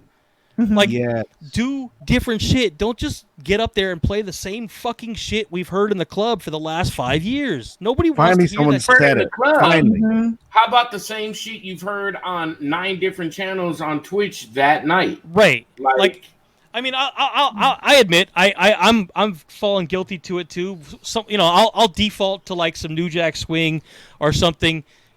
Just because it's something I want to hear, and as my audience has changed since I've started, new people have joined, so I can go back and revisit sets and stuff. But I don't want to just play the same old shit, and so that's why I started doing a lot of theme nights. I do like I'll pick a theme and I'll stick with that. I'm not just gonna go up there and freestyle. Like I'll call them and I'll base the theme on like shit that's meaningful to me, like I did a Booty Hop stream, Booty Hop was a big party up here in the Bay Area. That not all bass music, but it was a lot of hip hop, a lot of dance hall, and it was shit that people who were my age would know. Relate. Yeah. And people like I would do freestyle. I've done yacht rock sets, and I've been known for that.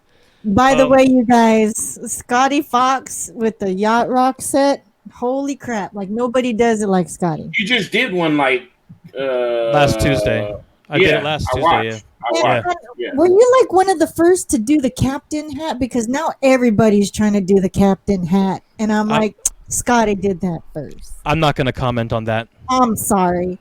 Like all these people, I'm like, wait a second, you doing yacht rock and you know exactly who I'm talking about too, and that hurts quite a bit. Oh, but yeah. But I'm like, we all know who did it first. Yeah, but that dude's supposed to be a really good friend of mine.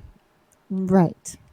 They don't listen, bro. I mean, unfortunately, this is Twitch, and I don't know. Some people just think you can't take it personally.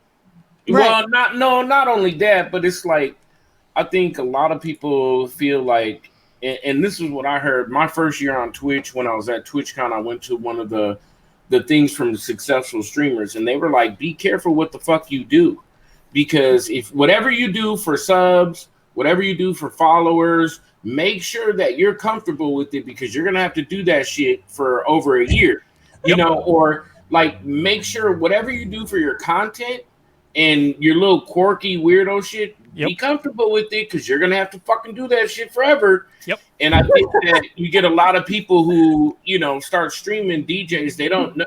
Look, they come and they see wild ass green screens and this and that and this and that, and they just they feel like they have to have this above and beyond personality to be able to win on Twitch. And I'm telling you, I've seen streams where it's 300-400 people strong, no raids, no nothing, and the DJ doesn't really talk that much, and he just gets it in, but he's doing something that's familiar but different on Twitch. You know what I mean? He's playing great music, but it's different shit than everybody else. You feel me? Or it mixes in, some motherfucking AC/DC with his boom bap, or whatever. You know what I mean? So yeah, I mean, I'm not gonna say I'm the most vibrant personality. I mean, I think I'm kind of funny when I need to be, and I have a good sense of humor, and I'll be subtly like funny like that. I do like to tell stories, so I will tell little stories and shit in between mixes and stuff like that. and I think people like that. They've started doing like hashtag Fox Facts and shit like that, or facts. I like it. or like I like it. I love that stuff like that. So like yeah, that's become my thing. I have learned that you do have to talk more to people, and I don't mind doing it because I've started to actually get some real friendships with people. You know, through Twitch. Like you see the same people come up in your stream, and then they've become like I've had people send me like, oh, hey, go over to Total Wines. There's a bottle waiting for you over there under your name. You know, stuff like that. So you know, I appreciate that, and we're bringing light into their life. You know, especially because you know, a lot of people don't want to hear the same old shit, and they want to get away because this year is just fucked, man.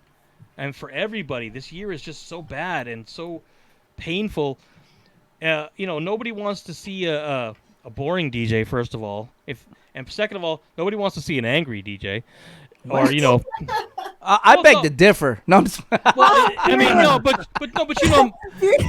not... Because I'd be mad, and they'd be like, oh, shit, what's going on now? Like, no, but you... No, I mean, not... You know, if it's funny if you... You know, cause I've gotten mad in my streams, too, but like... Yeah. But like, you don't want to see anybody who's up there just like, you know, I don't want to take your request. Fuck that. You know, then just... Yeah. But, although I've literally told people to get the fuck out if they're making a request. Yeah, that's on top. Somebody was talking shit. It's like, oh, here, I'll stop the fucking music. Like, well, hold up. You're not going to come in here. You know, start going right, crazy. yeah. What's Verge has like a little thing up in his screen that says no request, you know, or some shit. Is it Verge that has that? Somebody. A bunch of people have that. with that. But I have a channel redemption thing, so if you want to redeem some Fox points, you can make a request. But I have also set up so you can only do it so many. So I'll do it occasionally, but I also reserve the right to refuse it. So. Well, I'm telling you, I tell all you DJs. I know we're wrapping this up soon, but I tell all the DJs like, you guys should just do an all request stream. We do on Fridays. Talk about holding people and making people. I tried that. Yeah. I tried that. It's fucking heinous. It's crazy. We do it on Fridays. We do it on Fridays. It's my boy Ken does it, and I just go on his stream with him.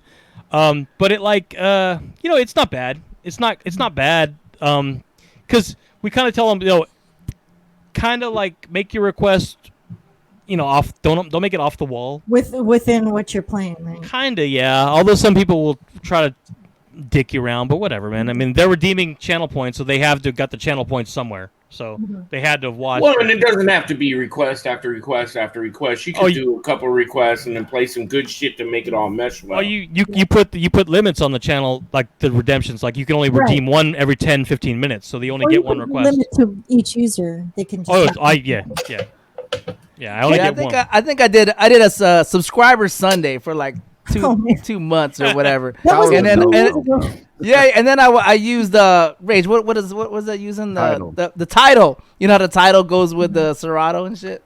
And so motherfuckers just saying all kinds of shit. I was like, all right, well, hold on, let me see if title has it. Fuck, and man, I was all over the place, but it was funny. Everybody was fucking dying. I mean, it was a good time, but it was subscriber only, so I locked the chat up to only subscribers and shit. So you know, but followers can go, they can watch, but they can't participate in the chat. You know, they got to be subscribers. Hence, Subscriber Sunday, right? So, yep. No, well, I just seen last night. I was watching old girl. What's her name? Victoria Rollins, and then she raided somebody after she got off in their channel. Listen, I've never seen this before on Twitch. I didn't know it was a thing, but Twitch be changing. Not only was her chat subscribers only, but her channel, you could only watch her if you were a subscriber. And it popped up on the channel and it said, I've seen that. This stream is only for subscribers to watch. If you want to watch, please subscribe. Well, you can choose that in the settings. Yeah. You can choose that in settings. I've seen that in settings. I was like, that's fucking crazy. Are you serious? Yeah. So I mean, I've never seen that before. If you've got it like that, yeah, go, if you got it like that, you know. But I've always said that kind of shit you reserve for like your Patreon or your OnlyFans.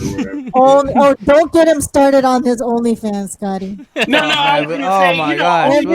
Every week. OnlyFans started out for artists and DJs. You know what I'm saying? Yeah. And then it turned to when Twitch started allowing anybody to stream whatever they wanted, and all these Twitch Scotties came out of nowhere, and that wasn't making them enough money, then they turned to OnlyFans and they started doing that shit on OnlyFans. But it was like Patreon in the beginning, right? You know, so if you were back in the beginning, you were either you just streamed on Twitch or you were a partner. And if you weren't a partner, you had a Patreon so people could, you know, help, you know, finance you. And that's where OnlyFans came from. As an artist, I knew I could start an OnlyFans where just people could support me like Patreon. It was just a different thing from Patreon. They could see extra shit like videos of me painting. So, but yeah, now it's just. I should start an OnlyFans. You I should. wear no sleeves. Here we go. So Scotty, so you're back on your Twitch program, and so you're gonna continue. Continue rocking that. You know what I'm saying? Heavy. Yeah. I'll probably stay on Twitch even after we're allowed to go back in the clubs. I'll probably still do it because I'm having too much fun with it. I'm enjoying it too much, and I'll definitely. I think this is a good model because, especially because I'm looking at a lot of the people that show up in my streams. And you know, when I do like roll calls, like class of '92, class of '90, I'm starting to see the people, the age, some of the people that are in my streams, especially. These are people who don't go out no more. These are people who aren't going to be. They're not going to be at Bruno's, and I don't mind playing this stuff for them because I don't care to be out. You know, I don't have to be the coolest guy in the club anymore. I don't want. You know, I'm old, man. I'm not even that old, but I'm old enough where I just don't want to have to be out all the time. Mm-hmm. So if I can do this from home, I'm with it. I love it, and I'm having such a great time. None of y'all. I don't believe none of you guys. Yeah, but like we also have. No, I didn't say. Well, I didn't say I wouldn't go to do clubs. I just said I'll still do this. Right. I think for me, I want to be more selective with my gigs. And okay, shit. Like, that's exactly. Yeah, you know what I mean. Like that's I would rather DJ here. I'm not gonna lie. I'd rather DJ here than DJ at a bar. But, you know, and Rage already knows. I will DJ the club at all times. I don't care how much you're gonna pay me. I would rather be inside a club than any other place. Right. Yeah. I don't do a lot of those small. I do. Yeah. I have like 2 or 3 clubs that I do regularly. I'll stick to that. My mobile stuff is back. I've been doing that again for 2010, so that's been real heavy. But I've kind of want to like not take a back seat to that, but I'm going to like slow it down a little bit, be a little more selective on what I book. Like the last 4 years, I've done an average of about 100 gigs a year between clubs and mobile and stuff, and also concerts, and also working a full-time job. So so it's starting to really like this January I was like burnt out as hell. I was ready to almost throw everything in the towel, throw the towel in, and take, just give up. And then, because this year started to look exactly the same way. Every weekend, every other day booked, just 2 a weekend. And then the pandemic hit, and I was like, whoa. Hey, reset. I mean, I'm out a lot of money, but my mental health is much better. Oh, yeah. My mental health is much better. Just to let like all the viewers know, like Scotty Fox is like the #1 like mobile wedding DJ out here. Like, I wouldn't say #1, but I'm saying I'm pretty well known. A lot of people, like, if you have Scotty Fox doing your wedding, you get the full lighting and just a good fucking time. Like, he is serious about his lighting. So I'm a pro. I mean, do you do everything yourself? Let me tell you something. Yeah. When I watched that I was gonna call you fool. When I watched him pack after the gig, man, he was so fast, like all by him. He was like, you don't mess around, huh? 20 minutes out. So fast, and I was just like, whoa! And it was like nighttime, and like he took his hat off, and he was steaming off of his hat. I mean, his head. I was like, wow! Like you just. Yeah, that's gross. Thank you. So you do your own mobile weddings by yourself. You MC and you DJ at the same time. Set up everything, yeah. Mm-hmm. Wow. Occasionally, I'll have someone come out with me, but I'm kind of like a pain in the ass about the way I set up and how things are, and so I haven't yet to find someone who can like keep up with what I want to do. But yeah, I mean, I have all my own uplighting, everything. I do everything myself. It's fun. No, it like the venue looks beautiful. Like, and he used to take pictures of every venue Yeah. of the setup. Like, beautiful. Like, that's the way you should have your wedding set up. Yeah. I mean, you got to be a pro, but you got to be a pro about it, you know. I'm getting married. I need a DJ. What's his I'm gonna name? get married in Bali though. You gonna come through, Scotty? What's his name? Book that flight, bro. Yep. What's his name?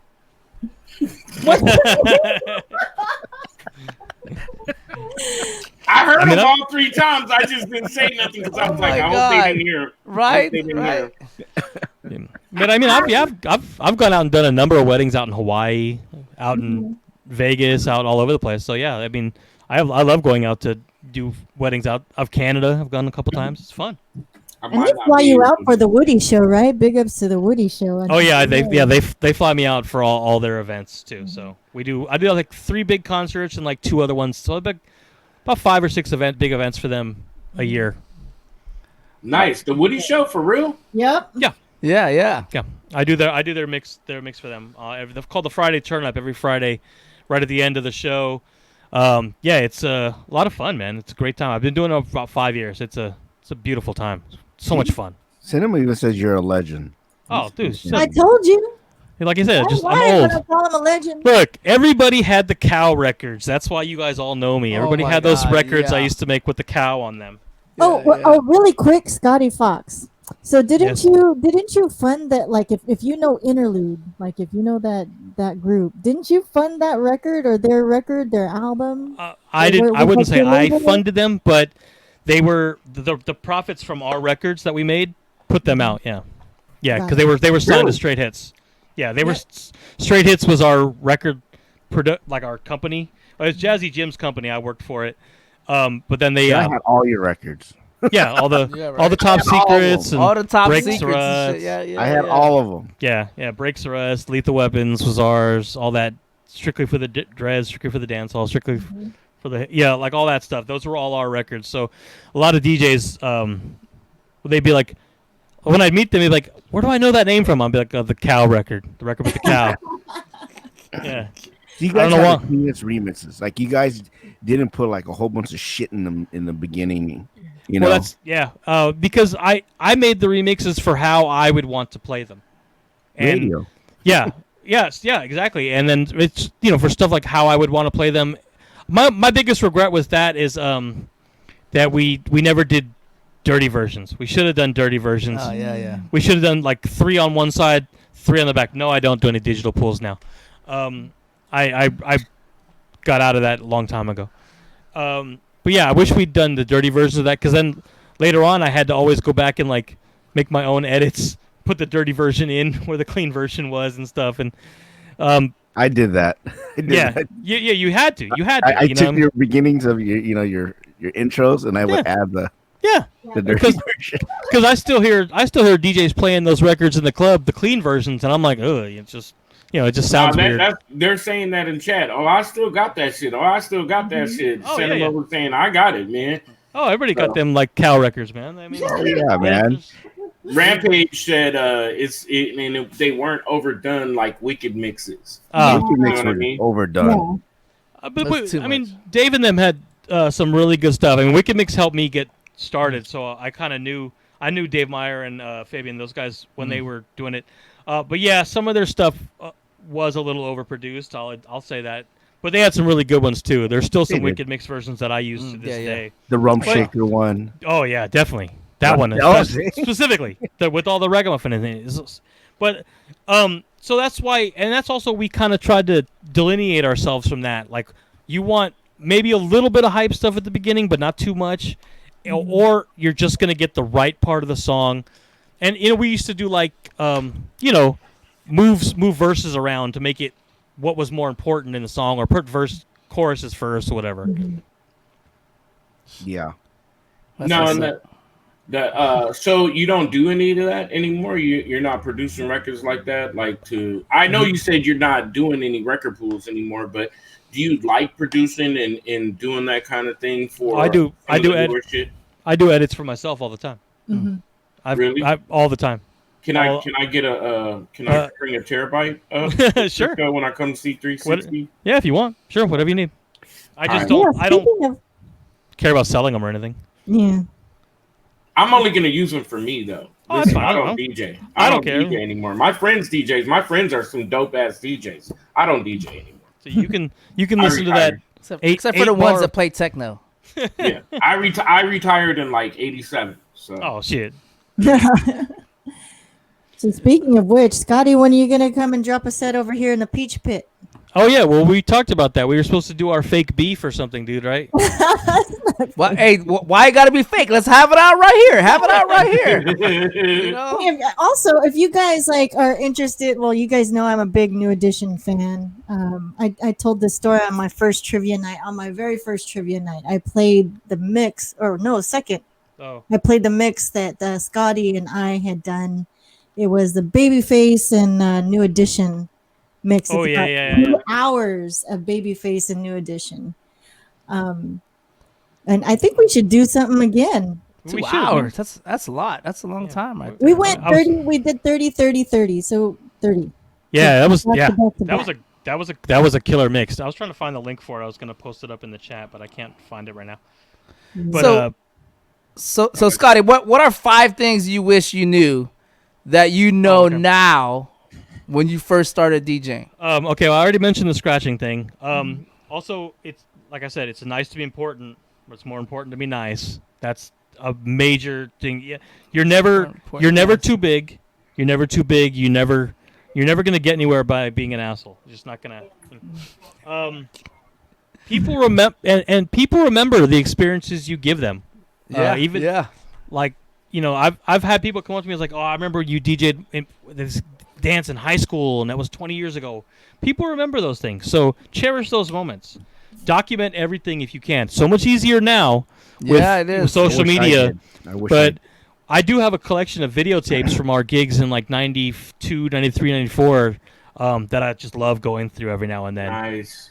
And an occasional kid in a suit. Like what was that tuxedo? What color was that? Oh, my powder blue tuxedo. That was I was like 5 years old. With ruffles? Yes, but it had ruffles. Scotty, don't feel bad. I got one too. Oh, I don't feel bad. I was styling and profiling, man. Say it again, player. Say it again. Only real players can wear that baby blue. So there's a quote I live by. It's from the Beastie Boys. It's from the song "Pass the Mic." MIKE to the D. You come to see me and you pay a fee. Do what I do professionally. To tell the truth, I am exactly what I want to be. That's the quote I live by. I do what I do professionally. I do it to the best of my ability, but I am exactly what I want to be. I am happy. I'm having fun. Nice. And so I've found a balance between being a pro and being, good at what I do, but having fun with it and being happy with it. And that line dropped on me in 93, and it took me a long time to get to that point in real life, but I'm there. And so I will say, yeah, do what I do professionally. To tell the truth, I'm exactly what I want to be. I like that. I like that a lot, bro. And for young DJs, know your library, man. Learn your music. Know your library. Learn your music. Don't get stuck into one genre. I absolutely hate when people come up to me and like, what do you spin? What do you mean, what do I spin? I spin fucking music. Everything. Yeah, don't I'm not don't I'll play anything. Put music in front of me, I'll play it. I could play. I could do anything. That's rage, I man. could do Arabic music. Yeah. I did a whole wedding with all Arabic, and Yeah. Furious is all like, dude, how do you know this? I said, I don't know. I'm just feeling the crowd. I know what to And if you're a pro, and if you're really serious about it, you research. I was gonna say research. You find. Oh, you gotta research. Yeah. But people don't. People go to like BPM Supreme and download the top fucking 10, and then think that's their club set. And it's like, no, bro. I mean, nope. Right. So I've done whole weddings of. I can do country music. I can do all that stuff. Oh yeah. Yeah. I've done whole You gotta mixtape series know, with country man. music. Yeah. So You gotta know. You gotta Right. study it. You know? I do a lot of corporate Prepare. events. Yeah. I love doing. Oh, corporate dude, events. I love it because you can. I can play a lot of stuff I don't normally Yeah. get to Right. play. All the time. I love corporate events. And also, That's doing this stuff for the Woody Show. It's all rock and alternative and that stuff. So, I've got to be on point with that. And practice that shit. Well- Practice so you can make it sound good. You feel While me? while you're young, I'll admit I don't practice no more. I mean, I Yeah. can do it in my head now. I can like, do it I- on my headphones. Yeah, You know. Headphones is easy, but you can prepare a set in your head without Yeah. just That's by if you hearing know the you- music in your head. Yeah. If you know your music, but Well, yeah, that's the whole point. You should know your music at this point. Yeah. but I'm getting old. I'm starting to forget stuff. Uh-oh. I'm like, But that's where Serato comes in, because then you can leave notes in the comments Yeah. and Yeah. notes on I'm the like, damn, what was that name of that song again? yeah. And one time I had to call Furious. I go, Furious, it went like this. Oh man, that's amazing. That's I love it. all right. So, what are 5 pieces of advice you can give to DJs that are starting to stream on Twitch? First of all, I would say recognize your audience. See who's coming to your chat repeatedly. Find out about them. If you even through just interacting with them. Like I said, do the roll call. Where are you from? Are you from? Shout out where you from. Shout out what year you graduated high school. That way you can kind of get the. Well, yeah, no, but I'm saying you can get the demographics of who's in your chat. If you've got people, I graduated in 2005. Well, shit, playing like 80s music for them might not work. You know what I'm saying? That's true, though. But they also probably shouldn't be in your chat in the first place. But Sam, it's like you learn your audience and you learn how to interact with them, and obviously, that's one thing. Be personable, man. Like just nobody. Like I said, this year sucks already. Nobody wants to see a DJ just kind of bitter or unfriendly. Nobody wants to see that. You can be mad at certain things, whatever, but just be personable, be happy, be fun. This year sucks, so let's just make the fucking best of it, bro. It's killed the DJ industry so much so Yeah. that Yeah. people don't understand it. So we're just trying to hang on.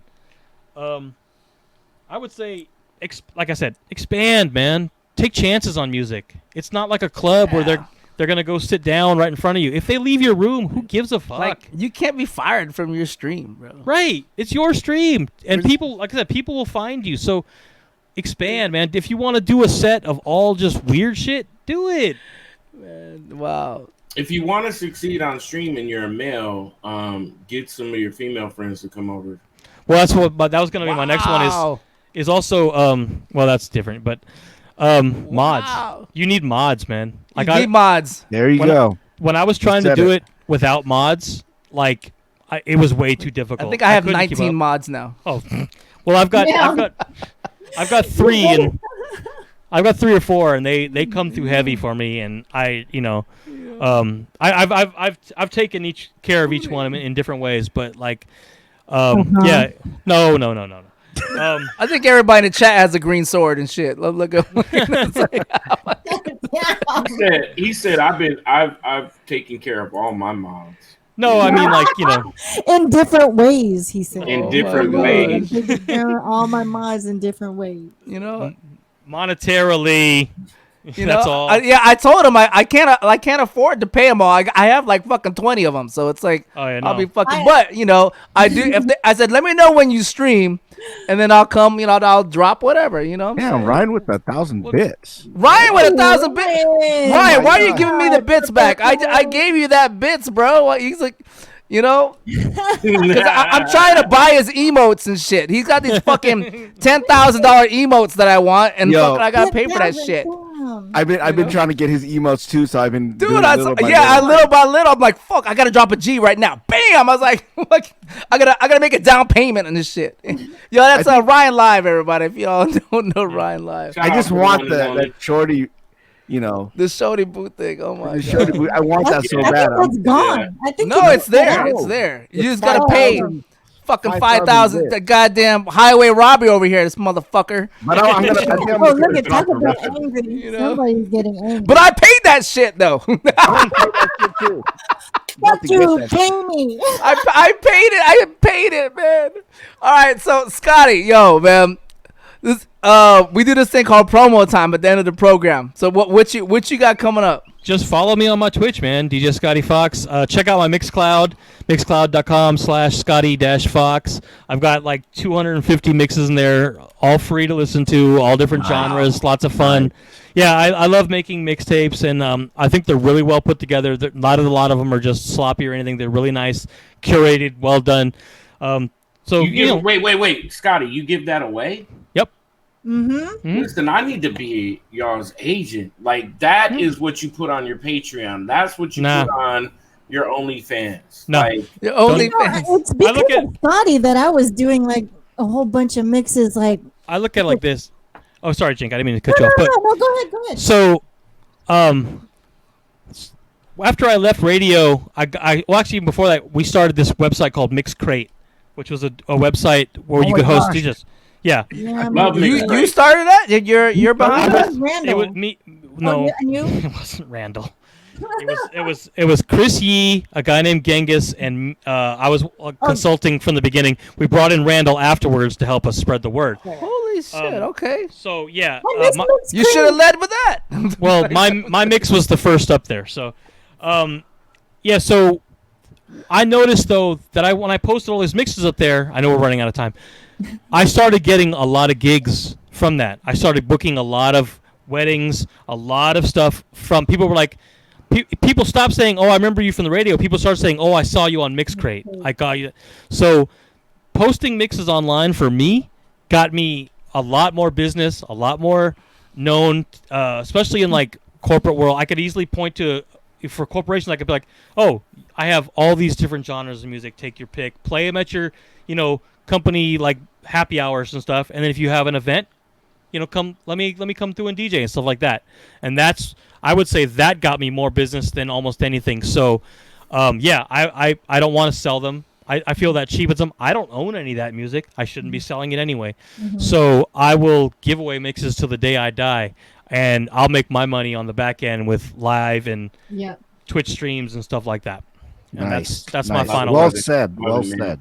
That's what's up, man. Love it, man. All right, what's your program schedule on your Twitch channel? I do Tuesdays and Thursdays, and then every other Sunday I'll do like slow jams. I also do Wednesdays and Fridays on the IMKCE account with him. I'm starting to do more. I'm probably gonna do like Mondays. I mean, like Tuesdays and Thursdays, and then Saturdays and Sundays. Probably just because I'm having so much fun with it. So, and I like doing it more, and I've got so many ideas of what I want to do. So, That's yeah, perfect. I've got like different genres and stuff I want to do. So, and we might be doing something with the Woody Show, for them. Yeah. So that's gonna be big. Yeah, I think Pause. so. Yeah, definitely. So, I think it'll be. I think that'll pop off pretty nicely. So, yeah. Pause. Pause. Well, and if you guys don't know, chat, you can on the screen. There's a button. You just push that. You automatically can follow Scotty. Put your alerts on though, so that you know when he gets on, or go check his schedule on his Twitch channel. Then that way you can get more involved and trust and believe. Look, we don't have no doodle on Fired Up and Furious. Scotty is the real deal, Holyfield, and you will enjoy every moment that you're on there. You will. And like he just mentioned, so much more to just his Twitch streams that you can take advantage of. But it's good to support someone, and it's Twitch. It's free, but it doesn't cost nothing. Just go and support. Sit and chat, listen. It's good music to clean your room, clean your house, wash your car, have a date. There's all kinds of good nights. So like the God Prince said, Prince said, "Take me with you." That's all I ask. There you go, right there. I like that. Well, we're gonna do our own promo time. In the meanwhile, what we always do is that we always have our guests pick who we're gonna raid next. So while you go figure that out, Scotty, we're gonna do our own promo time. And starting off with Sabo, what you got? I first want to say I'm gonna put it in chat too. Tonight was our boy Clinton Sparks. He had his That's right. first Yeah. stream tonight. He had Damon Johns from Shark Tank, more famous for Fubu and Yeah. a Yeah. lot of other brands. Here's the thing: you don't need to be in the music industry, but that's what a lot of the conversation was about. If you want to be in the music industry and how to succeed in the music industry, he has a free book that you can download and read, and that's just good reading for anything in life. How to be big in the music industry. But his stream was also really great just for anything in life. And I think one of the reasons why I'm mentioning it tonight, not only is that our boy and one of the co-owners of XSET, Represent, but he's a very positive dude. And you know, in 2020, we need as much positivity as we possibly get. And then these next few months, it's going to be crazy as fuck. You feel me? Like, come November, from November into the end of the year, it's going to be a wrap, money. Like, the election is going to be I'm about to take a trip and be the fuck up out of America for a little bit. But Depends. Yeah. check out Clinton Sparks. I put the link. Here's the link in the chat if you guys want to go watch the video that he just did. It's a little bit over 2 hours. It's an amazing video. Amazing dude. Good friend of the family here on Fired Up and Furious. Other than that, and he is my son's boss, by the way. yeah. But he's just a good dude, man. I've had a couple conversations with him, man, and he's gone through a lot of stuff. And no matter what he's going through, man, he always has just got that spirit about him. And then other than that, Cinema Sundays. We do Cinema Sundays, 6 p.m. on Sunday nights. Hopefully this Sunday it'll be a little bit longer and a little bit better, but I'm dealing with like a toothache, so I can't promise anything else the rest of the week. But my toothache, I know you can't tell because I talk a lot, but my fucking whole bottom of my jaw is on fire right now. So I'm going to shut up and let Rage promo. No, go ahead, 360. Oh. Let's see. So this Wednesday, I'm doing the Twitch crawl for DJ Showtime. I'm on from 11:30 to 1. And then 360 Thursdays in the evening, probably around 9. And then I've got like 3 or so Halloween streams throughout the day on Friday. And then Sunday, I have a Halloween hangover stream that I'll be on for the real DJ Yoshi, who is in the chat right now, I think. And I'll be on from what time, Yoshi? I'm on at 6 to 8. So yeah, that's what I'm doing. Nice. A lot of streams this week, so I'm gonna be real tired. You're not gonna be doing it on the Friday show? Are you on the Friday? I think I might. Friday? I think I might bench myself on Friday. Bench yourself. Okay. Bench myself on Friday. There's like three streams already. You're like my pitch hitter. Woo! Pause. So it's like, you I'm know, your pitch hitter? I have to fill that spot. That's a big spot to fill. But okay. Just 1 week, Furious. I got you. Whoever stole her from me, I'm coming to your stream. I'm gonna come to your stream, man. You know. Anyways, all right. So, well, big shout out to you then. Rock on. I'm sick. Rage, what you got? Work. Okay. Shout out to the Mafia work. Go ahead. Yeah, the Mafia's waiting for me. But Wednesday I'll probably do a guest appearance with Wendy Jameson and Nicole on Wednesday stream. I think about 6. I'm gonna be helping them out. Then Friday, fired up and furious. No, Furious Friday. Furious Friday. That's all this good. furious stuff. You know what I mean? All this furious stuff. Furious Friday. Then Club X, and I haven't done the dance from home yet stuff yet, but that's Jade. Then Jade, Jade Freedom. Don't forget, guys. Jade Freedom got a thing coming up Wednesday. She's gonna be down in Mexico. Follow her. She's gonna be doing a live stream RL. Can we get a shout out? Yeah. All right. Yeah. Well, that's what's up, Rage. What's good in the hood? Freedom. I've been putting Tweak Music Tips his posts up here. Shout out to Kova because Kova's gonna be here next Monday. That's who's gonna be coming through next Monday. What's up, Kova? Tweak music tips, dropping all the heaters. He's got mad people showing up on his show, so he's gonna come on our show, pause, on Monday, and we're gonna haze him once he gets here. So, that's what's up. Once again, shout out to everybody that helped build the channel right here. This channel right here, that includes you all here, helping build this channel. I appreciate it. We did go over 3,000 last week, I think it was, or I don't know, a few days ago, whatever day it was. So big shout out to you guys for helping me achieve that. Morning wake up show Monday through Friday, starting at 8 a.m. Eastern time. Make sure y'all keep a lock on that morning wake up show, Furious and Friends. And whenever Sue gets in the building, we call it Furious and Scam. So you start at 5 a.m. 5 a.m. Yes, Pacific time. Yeah. 8 a.m. or Eastern time, so Jesus. just doing the analytics. I was doing the analytics, and most of my followers are freaking east of California. So Yeah. I was like, fuck it. Makes sense. Yeah, that show's doing well. Like I said, recognize your audience. Yeah, exactly. So we do that show Monday through Friday.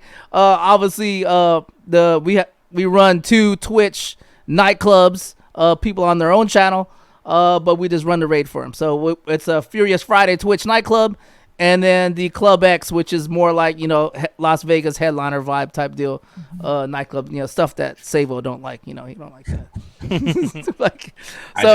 So we do that, and on Saturday. Shit on fire. I'm sorry. Go ahead. Then Saturday morning, I do the pre-show for Dance from Home, our family from freaking Chicago. I do the pre-show every morning, combine it with the morning wake-up show. That starts at 8 a.m. Pacific time, 10 a.m. Central time. So that's what's up. That's what we got going on, man. We do this, like I said, Tweak music tips is next week. Nice. Can't wait. That's gonna be a good one. Scotty Fox, where are we going next? Let's go to DJ Boogie Brown. DJ Boogie Brown. Oh, I gotta look. Let me look him up. He's DJ Boogie Brown. What's he got going on right now? There, DJ Boogie Brown. And thank you to our fantastic guest, the one and only Scotty Fox, the Yay area, and legend. And of course, to the chat, we say it every night at the end of the stream. Thank you guys, chat. Without you guys, there is no Fired Up and Furious Dance from Home. Absolutely. Thank you so much for the raid and coming through. Everybody who hosted the channel, we love you guys. Appreciate you guys. Thank you for having me, guys. Thank you, man. Yo, shout out to Scotty Fox. Let me see those Scotty Fox emotes in the chat if y'all got them. And make sure y'all follow Scotty Fox. That dynamic follow button's in the top left corner. So make sure y'all hit that. Make sure y'all follow them. Please. Everybody here in the you guys here in the chat sticker, or you in the stream podcast hosts and stuff. Yeah, everybody stick around. Everybody in the chat, I want you guys to stick around for the raid, man. Get those emotes ready. We're going to raid Boogie Brown at DJ Boogie. Hold on, make sure I'm spelling this right. Boogie. He doesn't do shots. He Brown. does hugs. Yeah. DJ what? Hugs. Let them know where you came from. You came from the Fired Up and Furious podcast with Scotty Fox. Stand by for the raid. We're going there. I love y'all, chat. I'll see y'all tomorrow morning, 5 a.m. in the morning. Let's go. And ending broadcast now.